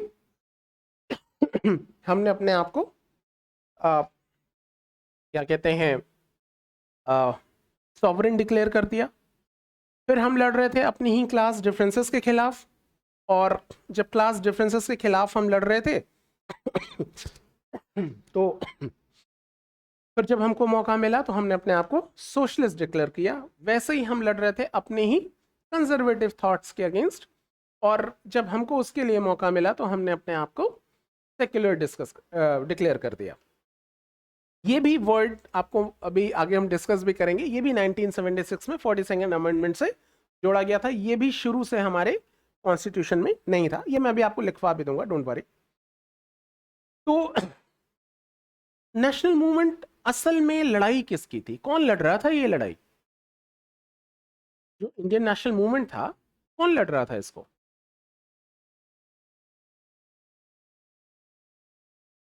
हाँ, हम ही लड़ रहे थे, इतना संकोच क्यों है? हम ही लड़ रहे थे, बिल्कुल। लड़ाई जीत गई, जीत गए हम 1947 में। अब राजा कौन बनेगा? जो लड़ाई जीतता है वही बनेगा राजा, हम ही बनेंगे। तो हमने अपना सिस्टम क्या अडॉप्ट कर लिया? वी बिकम डेमोक्रेटिक और रिपब्लिक।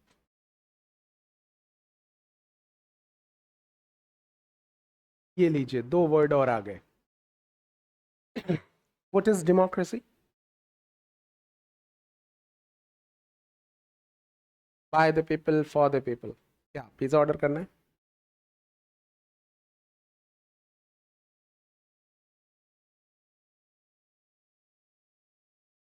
वो प्रोटीन पाउडर ज्यादा पीते हैं?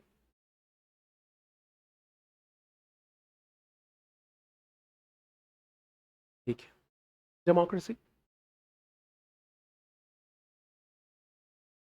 गवर्नमेंट को क्या हुआ? Government of the people for the people. कितना अच्छा लगता है सुनने में, है सच में? डेमोक्रेसी क्या है? आप ही। हाँ अरे आपके दोस्त। हाँ। व्हाट? अरे अफसर जैसा बोले, डर जाए सारे लोग सुन के।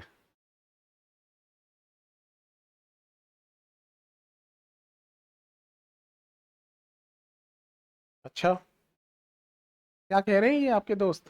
ठीक कह रहे हैं पीछे? What is democracy? डेमोक्रेसी क्या होता है?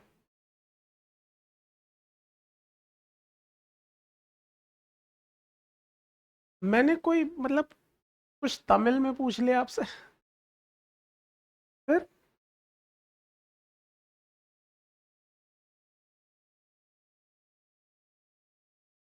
फिर people choose leaders by voting.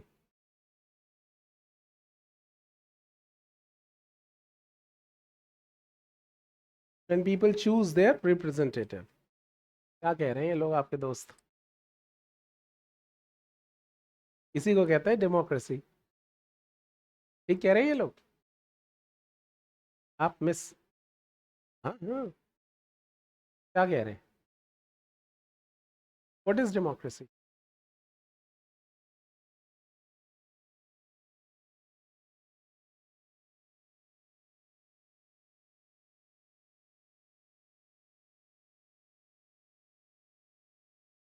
ये लोकतंत्र आखिर होता क्या है?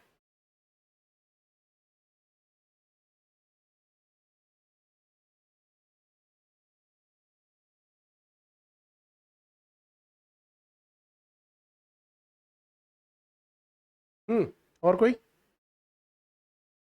अच्छा, कई लोग तो सवाल का जवाब इसीलिए नहीं देते कि यार जवाब देंगे इस आदमी का कोई भरोसा नहीं, ये उसको गलत करेगा, है ना। ये मेरा काम है, ये मुझे करते रहने दीजिए। आप कितना भी सही जवाब देने देते रहिए, मैं सेटिस्फाई नहीं होने वाला, ये मेरा काम है। ठीक है, जितनी कंफ्यूजन करनी इसी क्लास में कर लीजिए। मेरी यही इच्छा है कि बाहर जब आप बोलें तो आप ही बोलें, कोई और नहीं होना चाहिए। इसलिए सारी जो परेशानियां हैं वो यही, तो ये मेरा काम है, मुझे करते रहने दीजिए। दूसरी बात रही कि बेइज्जती हो जाती है ना, लोग हंस देते हैं, ये एक बड़ी चीज़ है, हंस देते हैं। आपने कुछ कहा, मैंने टोक दिया, लोग हंस देंगे, ये भी बड़ी दिक्कत है। आज जिस तरीके का तनाव है दुनिया में, हमारी सोसाइटी में, अगर आपकी बात से कोई हंस सकता है ना, समझिए कुछ पुण्य वाले अकाउंट में क्रेडिट हो गया। आजकल हमको हंसी कहाँ आती है, हंसी आती है? आजकल हमको जो हंसा सकता है ना, वो करोड़पति हो जाता है। आप देखते हैं, हमको हंसाना इतना आसान नहीं है। पहले पुरानी मूवीज देखिए, 60s के डिकेड वाली, वो कॉमेडियन का पिजामा गिर गया, पब्लिक ठाके मार के हंसती थी। हम लोग देखते हैं स्टूपिड, हमको नहीं हंसी आती इस बात पे। हमको हंसाने के लिए बहुत सीरियस जोक चाहिए। तो जोक बनाना जोक का काम नहीं है, बहुत सीरियस काम है वो। तो अगर आपकी बात से कोई हंस सकता है, समझिए कुछ अकाउंट क्रेडिट हो रहा है, तो ये मौका तो छोड़ना नहीं। दूसरी जो आखिरी बात, बहुत ज़रूरी बात, कि आपकी बेइज्जती हो जाती, बेइज्जती हो जाती, आपकी भी बेइज्जती हो जाती। कितनी इज्जत कमा के बैठे इस क्लास में, आप हो कौन? कौन सी इज्जत, कौन सी बेइज्जती? इस एक चक्कर में जो हम लोगों ने अपनी जिंदगी ऐसी तैसी कर रखी है, ये मैं लगभग हर बैच में ये बात एक बार जरूर कहता हूँ, आपको भी समझनी चाहिए।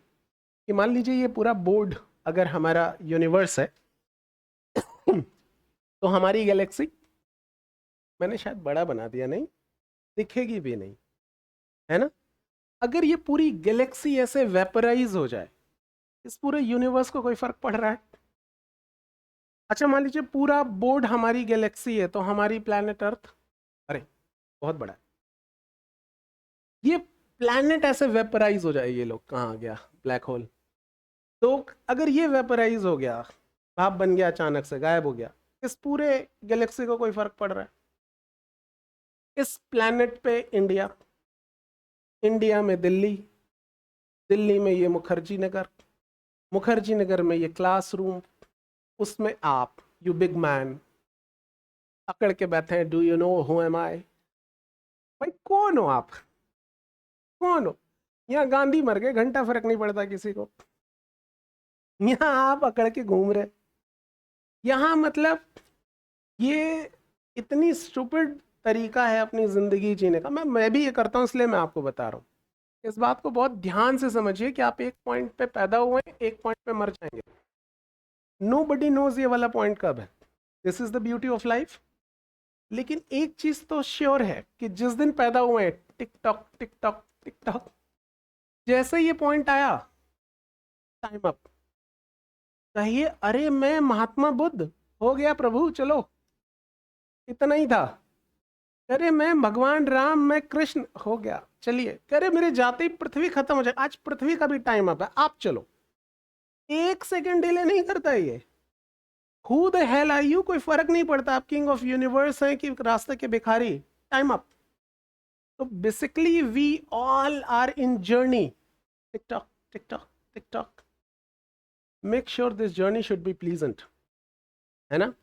तो जितनी भी उम्र है आपकी, भगवान करें आप 200 साल जिए। लेकिन देखिए कई लोग, अरे नहीं नहीं नहीं, ये आपकी क्वालिटी ऑफ लाइफ है। देखिए मुझे कोई कहते 1000 साल जीने को मजा आ जाए, तो यहाँ ये जो लाइफ है, मतलब कितनी भी लंबी लाइफ हो, अच्छी बात ये है कि नेचर हमको ऐसे बल्क में नहीं देती, ये लो लाइफ मूवमेंट्स में देती है। ये मूवमेंट्स, ये मूवमेंट्स, फिर अगला, फिर अगला, फिर अगला। तो हम आराम से कर सकते हैं कि this I am going to be happy, अच्छा लग रहा है, एक बार स्माइल करके देखिए। कुछ आया डेबिटेड? कुछ नहीं आता। तो जनरली हमको अपने मूवमेंट पे रिस्पॉन्ड करना होता है। दिक्कत क्या होती है कि आप यहाँ क्लासरूम में बैठे हुए हैं, सोच रहे हैं समवन स्पेशल के बारे में, समन स्पेशल के साथ बैठते हैं, करियर डिस्कस करते हैं, ठीक है, कि मेरे तेरे बाप को दिखाऊंगा एक दिन अफसर बन के। दोनों जगह आपको जूते पड़ते हैं, फिर कहोगे जीवन एक संघर्ष है। तो आपका जीवन तो संघर्ष ही होने वाला है ना? ऐसा जीवन सोचिए। यहाँ ये क्लासरूम है, इसका अपना टेस्ट है, जैसा भी है, खट्टा मीठा कड़वा जैसा भी है वो यहीं मिलेगा, कहीं और नहीं मिलेगा। यहाँ वो कोई पब वाला अम्यूजमेंट वाला एक्सपीरियंस ढूंढने की जरूरत नहीं है। तो यहाँ बस इसको ले लीजिए जैसा भी है। आप में से कई लोग ये पॉलिटी आखिरी बार पढ़ रहे हैं अपनी जिंदगी में, अब नहीं पढ़ेंगे दोबारा। ऐसे पढ़िए इसको, मजा आ जाए बस, चाहे एक क्वेश्चन ना आए एग्जाम में, लेकिन पॉलिटी तो क्लियर है हमारा। ऐसे पढ़ लीजिए। ये जो मूवमेंट आपको मिला है, इस देश में करोड़ों लोगों को ये नहीं मिला, आपको मिला है, आप ब्लेस्ड हैं। तो इंजॉय दिस मूवमेंट। ऐसे कभी आप मंदिर में जाइए, मंदिर में जाने का अपना मजा है, पब में जाने का अपना मजा है, दोस्तों के साथ अपना मजा है, मम्मी पापा के साथ अपना मजा है, इतने सारे मजा, आप मजा बांध के रखें, ये होगा तो मजा है। हुल्लड़बाजी करने में थोड़ी मजा है, वो एक ही मजा है भाई, वो सारा मजा थोड़ी है। तो बेसिकली कोई इज्जत बेइज्जती नहीं। यहाँ लोग अपना दूसरों से पूछते हैं हमको पहचान नहीं रहे हो, खोए हुए बेचारे, दूसरा बताएगा कि कौन हो तुम बताओ कौन हो तुम। तो बेसिकली कोई इज्जत बेइज्जती नहीं है, खूब एंजॉय कीजिए, ठीक है। तो मुझे बताइए डेमोक्रेसी क्या होती है?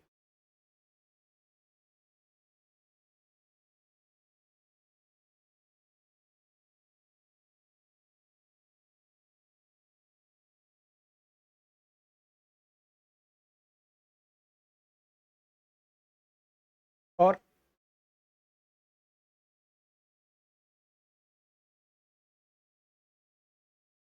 और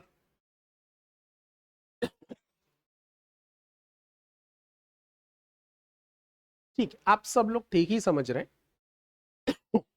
आप लोगों में ज्यादातर लोगों ने लिंकन साहब का स्टेटमेंट कोट किया, rule of people for the people bye the people. बहुत अप्रोप्रिएट डेफिनेशन है। जनता का शासन जनता के लिए, जनता के द्वारा।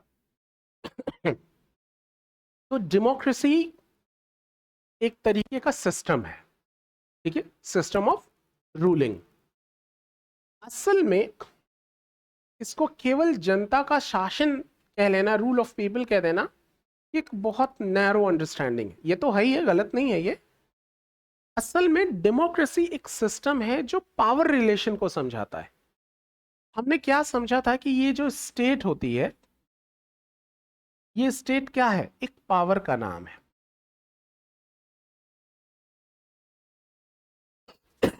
है ना? सारा खेल इस बात का है कि ये पावर को होल्ड कौन करता है।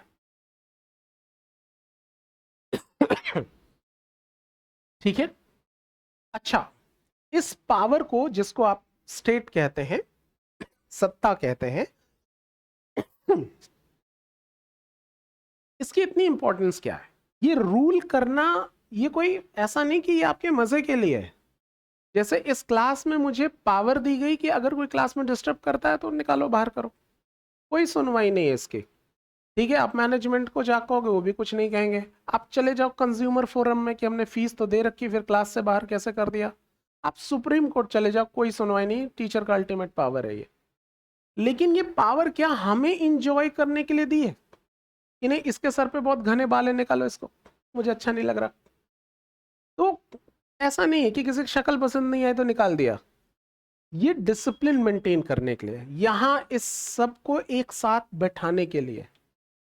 तो पावर याद कीजिए, जो हमने बात शुरू की थी, एक इंडिविजुअल है, सोसाइटी में जा रहा है अपनी लिमिटेशंस को कंपनसेट करने के लिए, सोसाइटी में मल्टीपल इंडिविजुअल है, याद है स्टोरी, ताकतवर कमजोर, तो उसको रेगुलेट करने के लिए स्टेट चाहिए, स्टेट पावर है। तो वो क्या रेगुलेट करता है? सोसाइटी को। तो सोसाइटी को चाहिए फॉर दी सोसाइटी को, वो चाहता है कि सब एक साथ रहें। तो basically this power is required to ensure the co existence in society, ठीक है। तो politics is all about to ensure the co existence. ये समझना बहुत जरूरी है। लोग पावर, पॉलिटिक्स को केवल पावर मैनेजमेंट की बात कहते हैं। It's a process to hold the power, no, to hold the power to ensure the co existence. केवल टू होल्ड द पावर पे रुकेंगे तो वो फिर डिजास्टर शुरू हो जाएगा। जैसे ही किसी के दिमाग में ये डेफिनेशन जाती है कि polity is nothing but the process to hold the power, यहां कह के रुक गया, डिजास्टर शुरू। इसको पूरा करना पड़ेगा कि politics is the process to hold the power to ensure the coexistence in society. ठीक है, चाहे कोई हो, सबको एक साथ रखना है, ये काम है पॉलिटिक्स का। तो पॉलिटिक्स अगर बांटेगी तो वो मिसयूज ऑफ पावर है ना। पॉलिटिक्स वो ठीक है जो कोएग्जिस्टेंस को इंश्योर करे। कहानी क्लियर हो रही है? तो किसी भी तरीके के सिस्टम में ये बहुत जरूरी है कि ये तय हो कि कौन, मतलब ये डिसाइड हो कि कौन तय करेगा कि पावर किसके पास है ना। तो कभी ये था कि ये वाला आदमी राजा होगा, क्यों? क्योंकि ये राजा का बेटा है, इसलिए ये राजा होगा। तो तय क्या हो रहा है? उसका लक है ना, उसमें किसी का कुछ रोल नहीं है। लेकिन डेमोक्रेसी एक सिस्टम है जो ये तय करती है कि हु होल्ड द पावर, है ना। ये भी एक सिस्टम है जो तय करती है कि हु होल्ड द पावर। और ये इस हु का जवाब किसको देती है?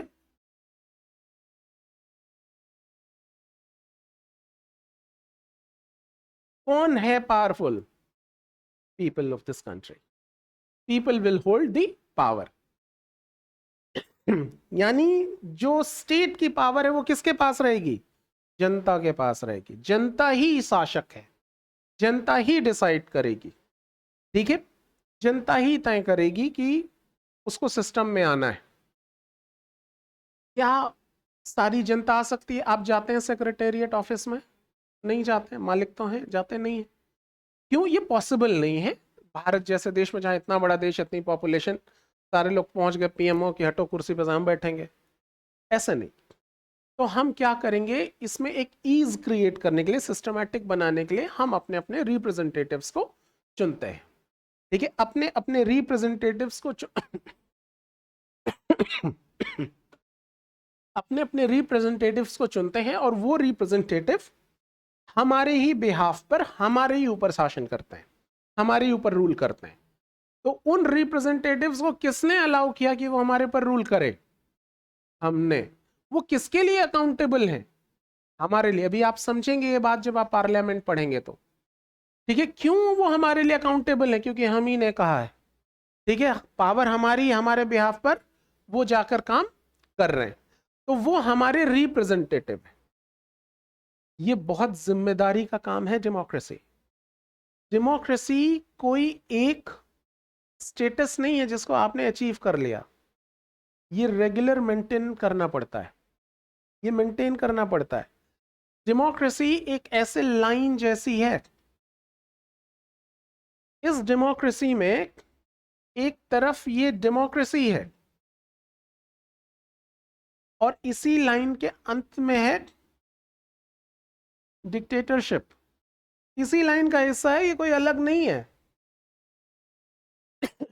तो जब तक पावर पब्लिक डिसाइड करती रहेगी, जितना इसके इधर जाता रहेगा, जब तक पब्लिक का कंट्रोल है, तब तक डेमोक्रेसी अच्छी मानी जाएगी। जब जब पब्लिक कंट्रोल खोएगी, चाहे अपने इग्नोरेंस की वजह से, चाहे किसी वजह से, तो ये डिक्टेटरशिप बढ़ेगा, कोई एक पावरफुल होगा।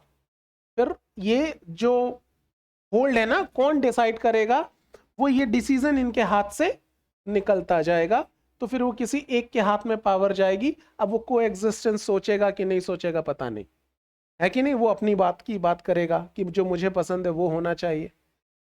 तो सारा खेल किसके हाथ में है? पब्लिक के हाथ में है। तो democracy is not only to choose your government, democracy is all about the participation of people in this system. ठीक है, तो डेमोक्रेसी को केवल ये कह देना कि democracy is the rule of people, no, it's a participation of people. जनता की सहभागिता चाहिए। इसीलिए मैंने अभी आपको क्या कहा कि आप किसी भी पॉलिटिकल पार्टी के फेवर में बात कीजिए, दैट इज योर राइट, कोई प्रॉब्लम नहीं है। आप किसी भी आइडियोलॉजी से एग्री कर सकते हैं, कोई प्रॉब्लम नहीं। लेकिन आप जिस भी आइडियोलॉजी को अग्री कीजिए, आप जाइए, खूब झंडा लहराइए, जाइए वोट डाल के आइए, वोट डाल के निकले एंड बिहेव लाइक अपोजिशन, है ना, बस वहीं तक काम है। फॉर एग्जाम्पल, जैसे इसी क्लास में मान लीजिए आप लोग मुखर्जी नगर में पूरा मार्च पास कीजिए, पढ़ेंगे तो अरुण सर से उनको बुलाओ, है ना, सारे लोग ने सारा रास्ता जाम कर रखा है, पूरी दिल्ली जाम है, प्रधानमंत्री मेरे पास फोन कर रहे हैं, अरे छोड़ो नेटफ्लिक्स, जाओ क्लास पढ़ाओ। फिर मैं यहाँ आ रहा हूँ क्लास पढ़ाने, तो आप नारा ही लगाएंगे, अरुण सर की जय, अरुण सर की जय। आगे खड़े हो गए, सर बहुत ड्रामे कर लिए, आपको बोला अब पढ़ा लो चुपचाप। अगर मैंने वेब सीरीज की कहानी सुनानी शुरू कर दी, क्या देख के आपको, शट अप पढ़ाओ, इतना हंगामा करके तो बुलाया आपको ताकि आप पॉलिटी पढ़ाओ। आप हमको नेटफ्लिक्स की स्टोरी सुना रहे हो यार, इसलिए थोड़ी बुलाया था, आप पढ़ा लो यार, काम कर लो अपना।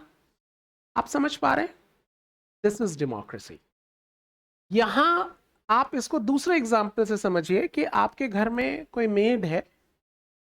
क्या कभी ऐसा होता है कि मेड आई, दरवाजे पे कॉल बेल दबाया, आपने दरवाजा खोला और देखते अरे आंटी आ गई, साष्टांग प्रणाम कीजिए लेट के पूरा, भाई बहनों को बुलाइए, अरे अरे आओ जल्दी आओ, भैया दीदी आओ, देखो आंटी आ गई, प्रणाम करो, मम्मी जल्दी जल्दी आंटी के लिए चाय बना दो, पापा आप झाड़ू लगा दो फटाफट।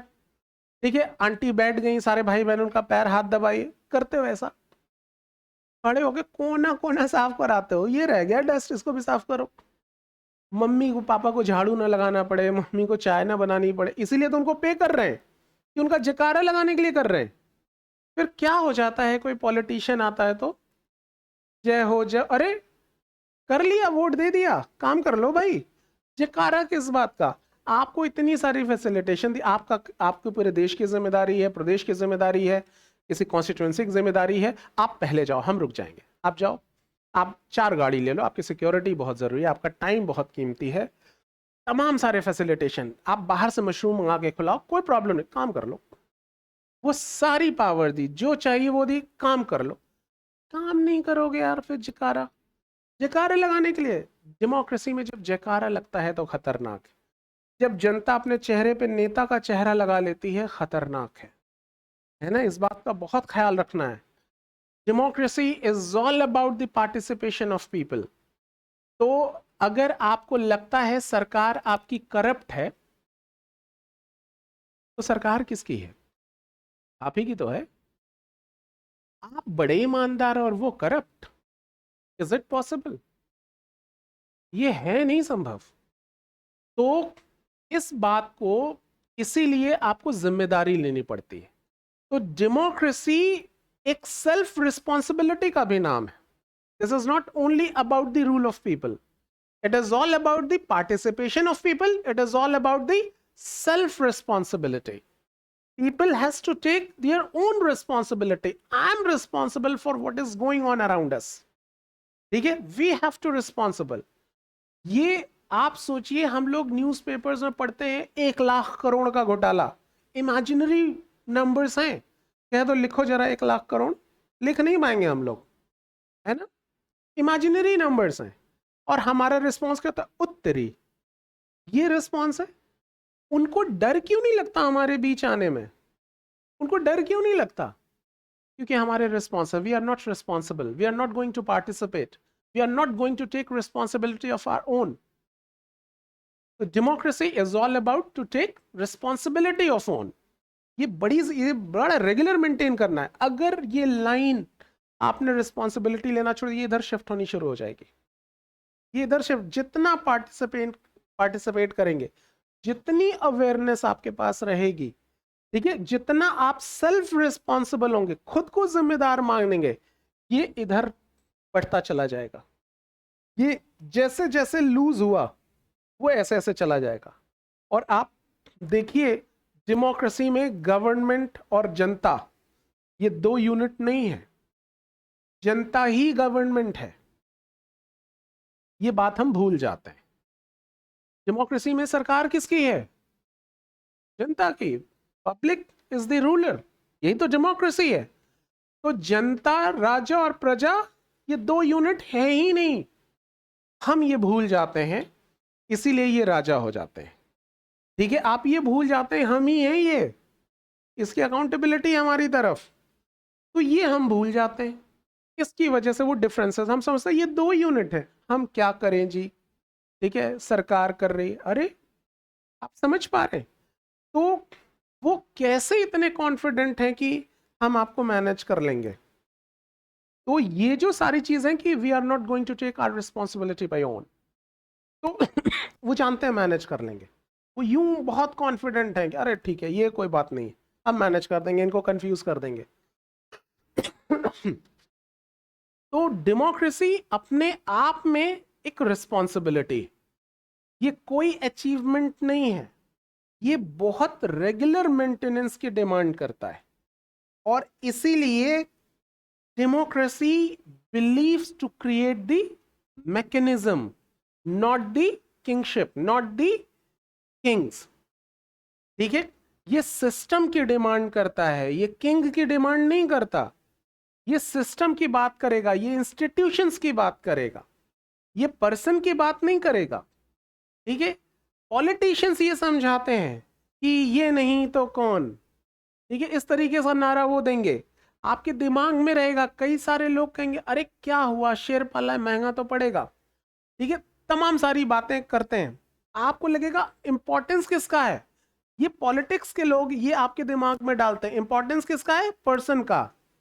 लेकिन पब्लिक को क्या कहना है, पर्सन किसी को छोड़ दो, हमको सिस्टम चाहिए। आप डिमांड करो सिस्टम की, इंस्टीट्यूशंस की, इंस्टीट्यूशंस की डिमांड रहेगी। अगर इंस्टीट्यूशन स्ट्रांग हो गए तो कौन रूल कर रहा है ये थोड़ा उतना इंपॉर्टेंट नहीं रह जाता। अगर आपने सिस्टम की डिमांड कर ली, हम जिस देश के लोग हैं उस देश पे सिंहासन पे खड़ाऊ रख के शासन हो जाता है।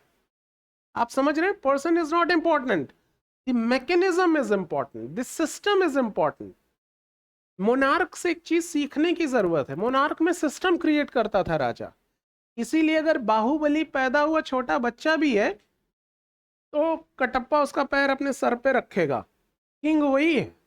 ये फर्क नहीं पड़ता कि आदमी किंग कौन है, दिस सिस्टम रन करता है। तो अगर आपके पास इंस्टीट्यूशंस हैं, आपके पास सिक्योरिटी एजेंसीज, आपके पास इलेक्शन कमीशन, कैग, तमाम सारी multiple organisation, constitutional institutions, constitutional, non constitutional, numbers of institution है जो इस देश को रन करते हैं।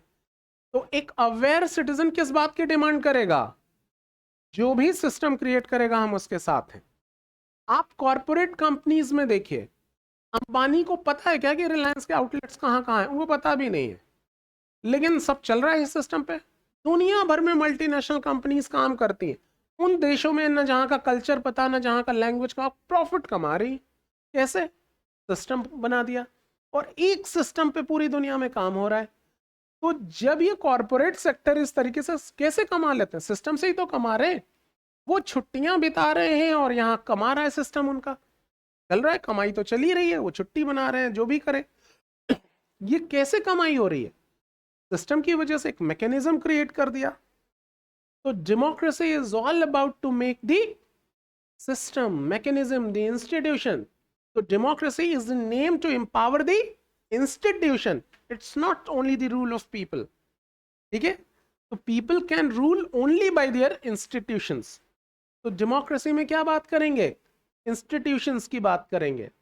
तो अब जब नेताजी आपसे वोट मांगने आए तो बिठा लीजिएगा उनको, कहिएगा कि बताओ प्लान, तुम्हारे इंस्टीट्यूशन का क्या क्या जुगाड़ है, कैसे करने वाले हो।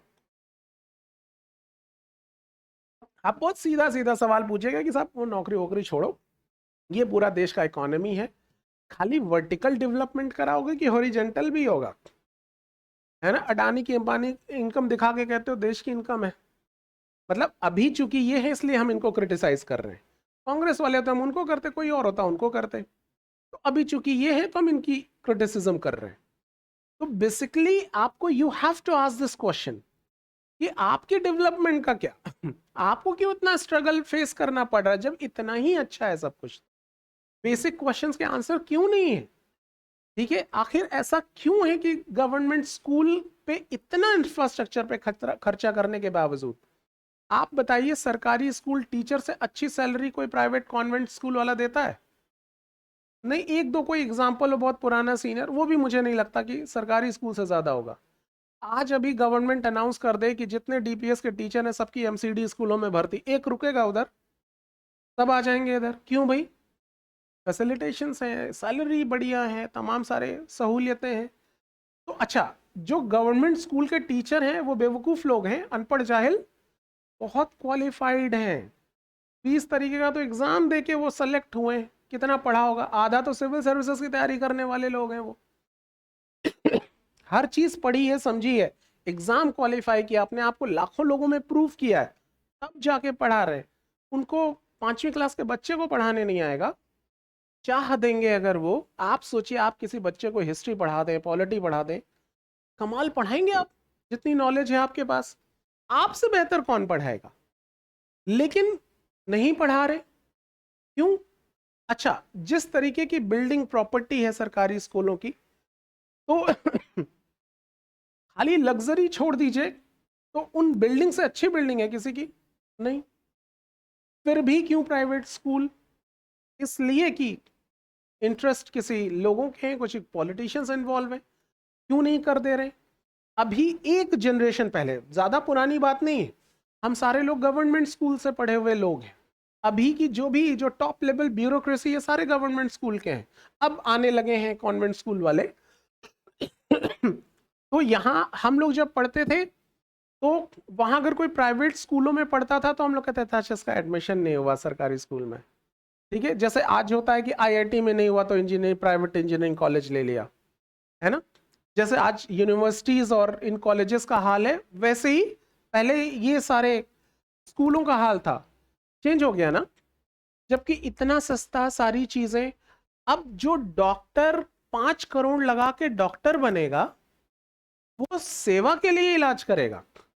पहले तो 5 करोड़ लोन चुकाना है ब्याज के साथ, और जब उसको पता चल गया कि 5 करोड़ कमाते कैसे हैं, फिर 5 करोड़ पे रुक जाएगा वो, ठीक है। यहां एम्स में सरकारी स्कूल डॉक्टर बन रहे हैं, 1 साल 22,000 में हो गया, ठीक है, 3 लाख में डॉक्टर बन गए। अब उससे कहो सेवा करो, करेगा? वो समझ रहा है हम कैसे आए, ये सिस्टम बनना बहुत जरूरी है। तो तमाम सारे एस्पेक्ट्स काम होने चाहिए कि नहीं, अपॉर्चुनिटी देनी पड़ेगी। अब हम कमाल का ब्रेन है हमारे पास, हम तमाम सारे सॉफ्टवेयर बना सकते हैं, हम चिप बना सकते हैं, हमको काम ही नहीं दे रहे हो आप। अमेरिका वाला रोज कह रहा है आ जाओ आ जाओ, हम दे रहे हैं, ठीक है। फिर कहोगे ब्रेन ड्रेन हो रहा है, हमको इंगेज तो करो, इंगेज ही नहीं कर रहे आप। आपको मालूम है ये हमारे डॉक्टर थे, स्लिप द नेम, वो साहब गए और उन्होंने मेडिकल बोर्ड में जाके कहा कि मैंने वो मेथड ढूंढ लिया है जिससे टेस्ट ट्यूब में बेबीज को पैदा किया जा सकता है।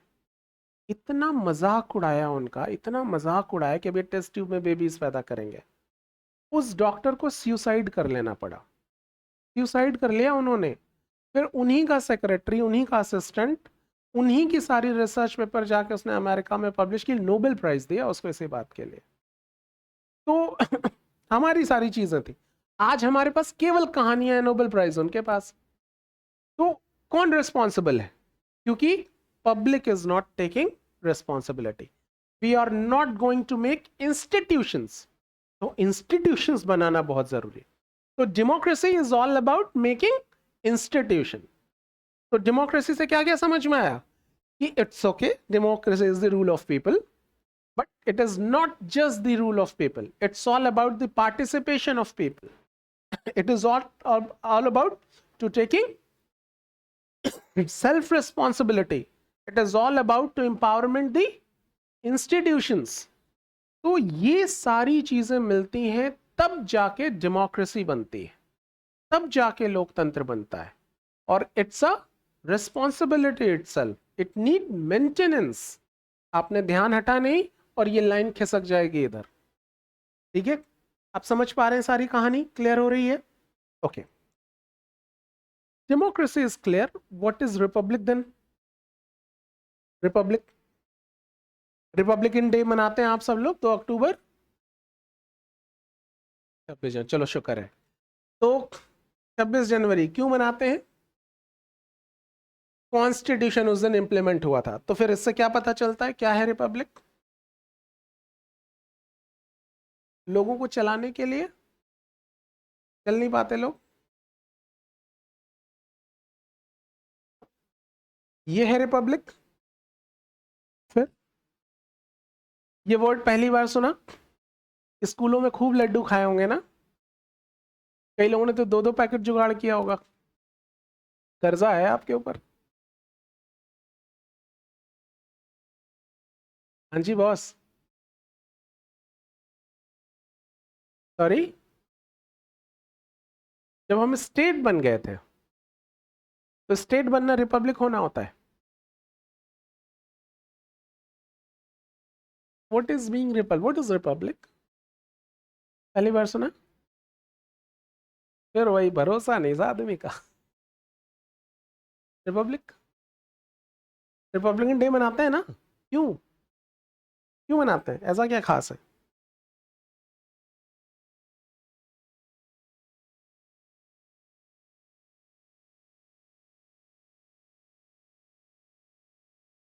देखिए, जिन लोगों के फोन में उनके घर में नेटवर्क आता है, उनको फोन पॉकेट में रखना चाहिए।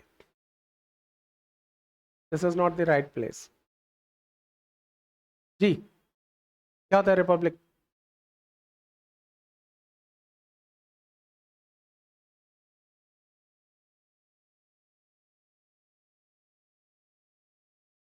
किसी का रूल ना हो।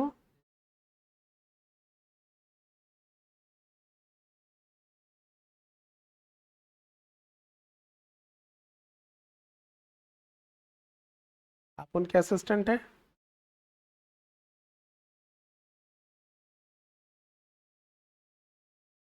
भाई आपकी तरफ से आवाज आई है।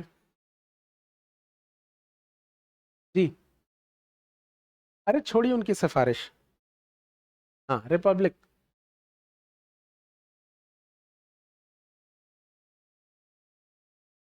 अच्छा, क्या कह रहे हैं ये?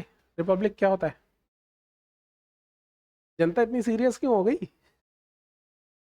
मैं तो आपको बता रहा हूँ कि आप खुश हो जाएं बातें जान के, आप सीरियस हो जाते हैं। जब भी कुछ सीरियस होने का मन करे, घड़ी की तरफ देखिए, टिक टिक। है ना, सीरियस नहीं होना, टाइम ही नहीं है सीरियस होने का।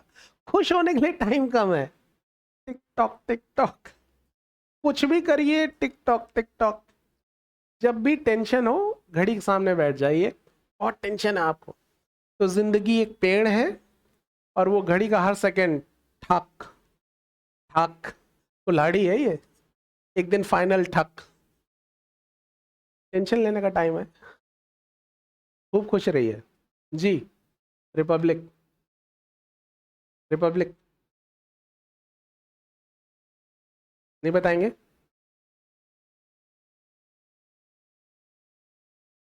फिर डेमोक्रेसी क्या है? दोनों सिनोनिम्स है? नहीं? फिर I love your expressions, deep thought में चले जाते हैं। अरिस्टोटल। मैं कह रहा हूँ क्लास 4-5 घंटे चले ना, कुंडलिनी जागृत हो जाए आपकी। यहाँ घर जाए पीछे और रोशनी लेते हुए, रास्ते में लोग पैर छुएंगे, हटो वत्स।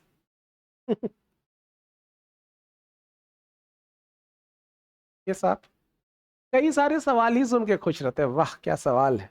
जवाब वो छोड़ो, सवाल देखो।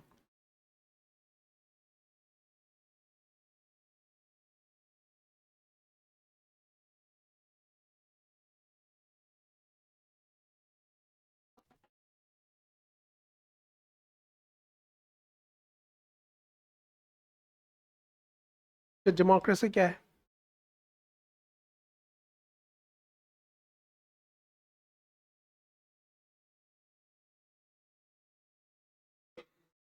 डेमोक्रेसी छोड़ दिए, रिपब्लिक। फिर डेमोक्रेसी क्या है?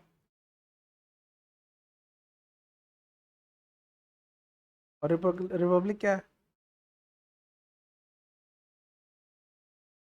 डेमोक्रेसी में काम नहीं होता। ऐसी डेमोक्रेसी की ऐसी तैसी। आप समझ रहे हैं ना दिक्कत? यही मेरा काम है। कि आपकी दिक्कत हाईलाइट करते रहे। सारे लोग अपने मन में तो समझ ही रहे हैं, मन ही मन सोचेंगे कैसे समझाएं इस आदमी को, है ना, लेकिन वो समझा नहीं पा रहे हैं, है ना।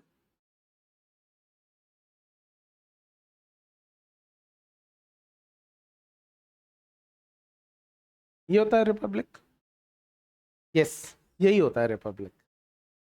ठीक बताया आपने से कुछ उन्हें डेफिनेशन, जो उसकी पॉपुलर डेफिनेशन है कि republic where the head of state is chosen by the people of the country. Head of state वो कोई हेरिडिटरी नहीं होगा, राजा का बेटा राजा नहीं होगा, मतलब हो सकता है अगर जनता चाहे, है ना। तो हमारे यहाँ हेड ऑफ स्टेट कौन है? प्रेसिडेंट। तो हमारे यहाँ प्रेसिडेंट को कौन चुनता है? पब्लिक चुनते है। क्या पब्लिक का बेटा राष्ट्रपति का बेटा राष्ट्रपति हो सकता है? हाँ हो सकता है अगर जनता चाहे, लेकिन वो इसलिए नहीं होगा कि वो राष्ट्रपति का बेटा है ना। तो republic is where the head of state will be elected by the people. ठीक, लेकिन ये सबसे नैरो डेफिनेशन है ना। ये तो ठीक है, ये तो कोई 10वीं क्लास का बच्चा भी बता देगा, एनसीईआरटी में लिखा हुआ है। यूपीएससी एस्पिरेंट्स, आपसे क्या एक्सपेक्टेशन है? आप भी यही बताएंगे? मजा नहीं आएगा। रिपब्लिक, आप देखिए, ये केवल हेड ऑफ स्टेट के बारे में नहीं है। Republic is a system itself, कि किसी भी गवर्नमेंट पोस्ट पे हेरिडेटरी नहीं होगी, सब पे मतलब काबिल लोग जाएंगे। मतलब डीएम का बेटा डीएम हो जाएगा ना? नहीं हो सकता। केवल हेड ऑफ स्टेट नहीं, देश में किसी भी पोस्ट पे जो गवर्नमेंट ऑफिशियल्स हैं उसमें हेरिडिटरी नहीं होगी, केवल हेड ऑफ स्टेट के लिए नहीं है। तो republic is a system itself, ठीक है, जो कि किसी भी post, any post of the country can not be hold by the heritage, ठीक है, वो हेरिडेटली होल्ड नहीं किया जा सकता। कहीं जो भी उसका प्रोसेस है, कहीं इलेक्शन है, कहीं नॉमिनेशन है, कहीं एग्जाम है, जो भी प्रोसेस है उस प्रोसेस के थ्रू ही होल्ड करेंगे। इसलिए होल्ड नहीं करेंगे कि आ, उसके फादर भी इस पोस्ट को होल्ड करते थे, ठीक है, कोई हेरिडेटरी नहीं हो। केवल इतना नहीं है, हेरिडेटरी अपने सॉरी रिपब्लिक अपने आप में एक सिस्टम है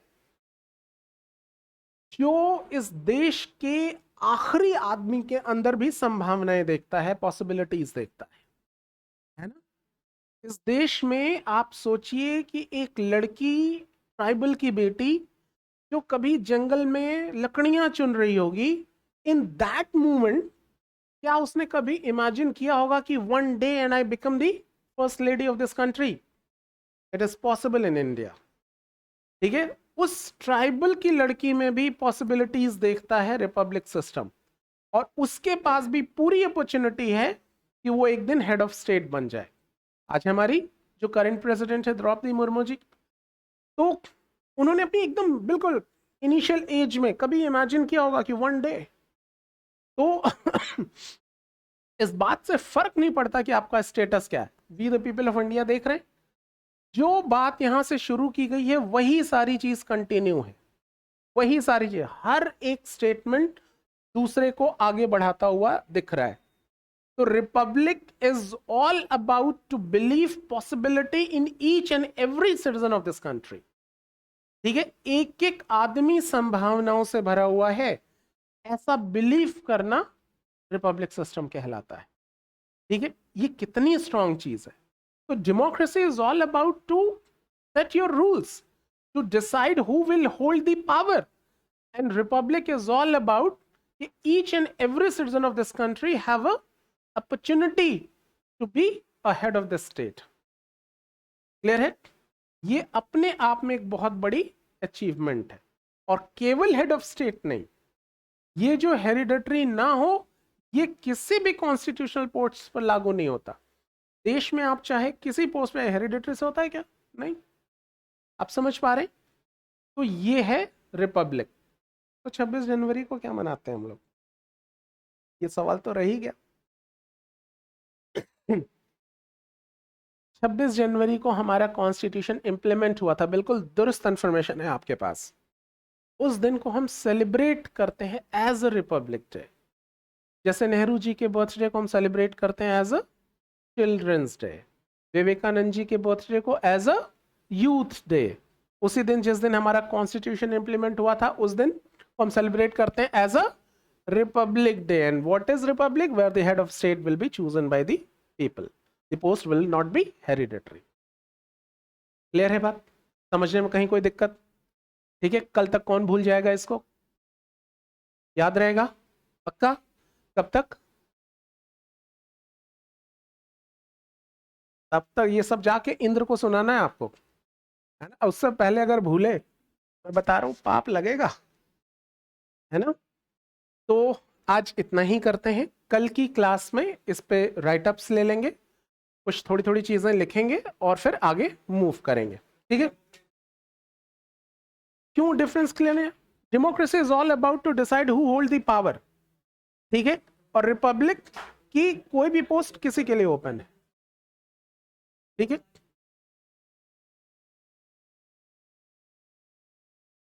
सॉरी,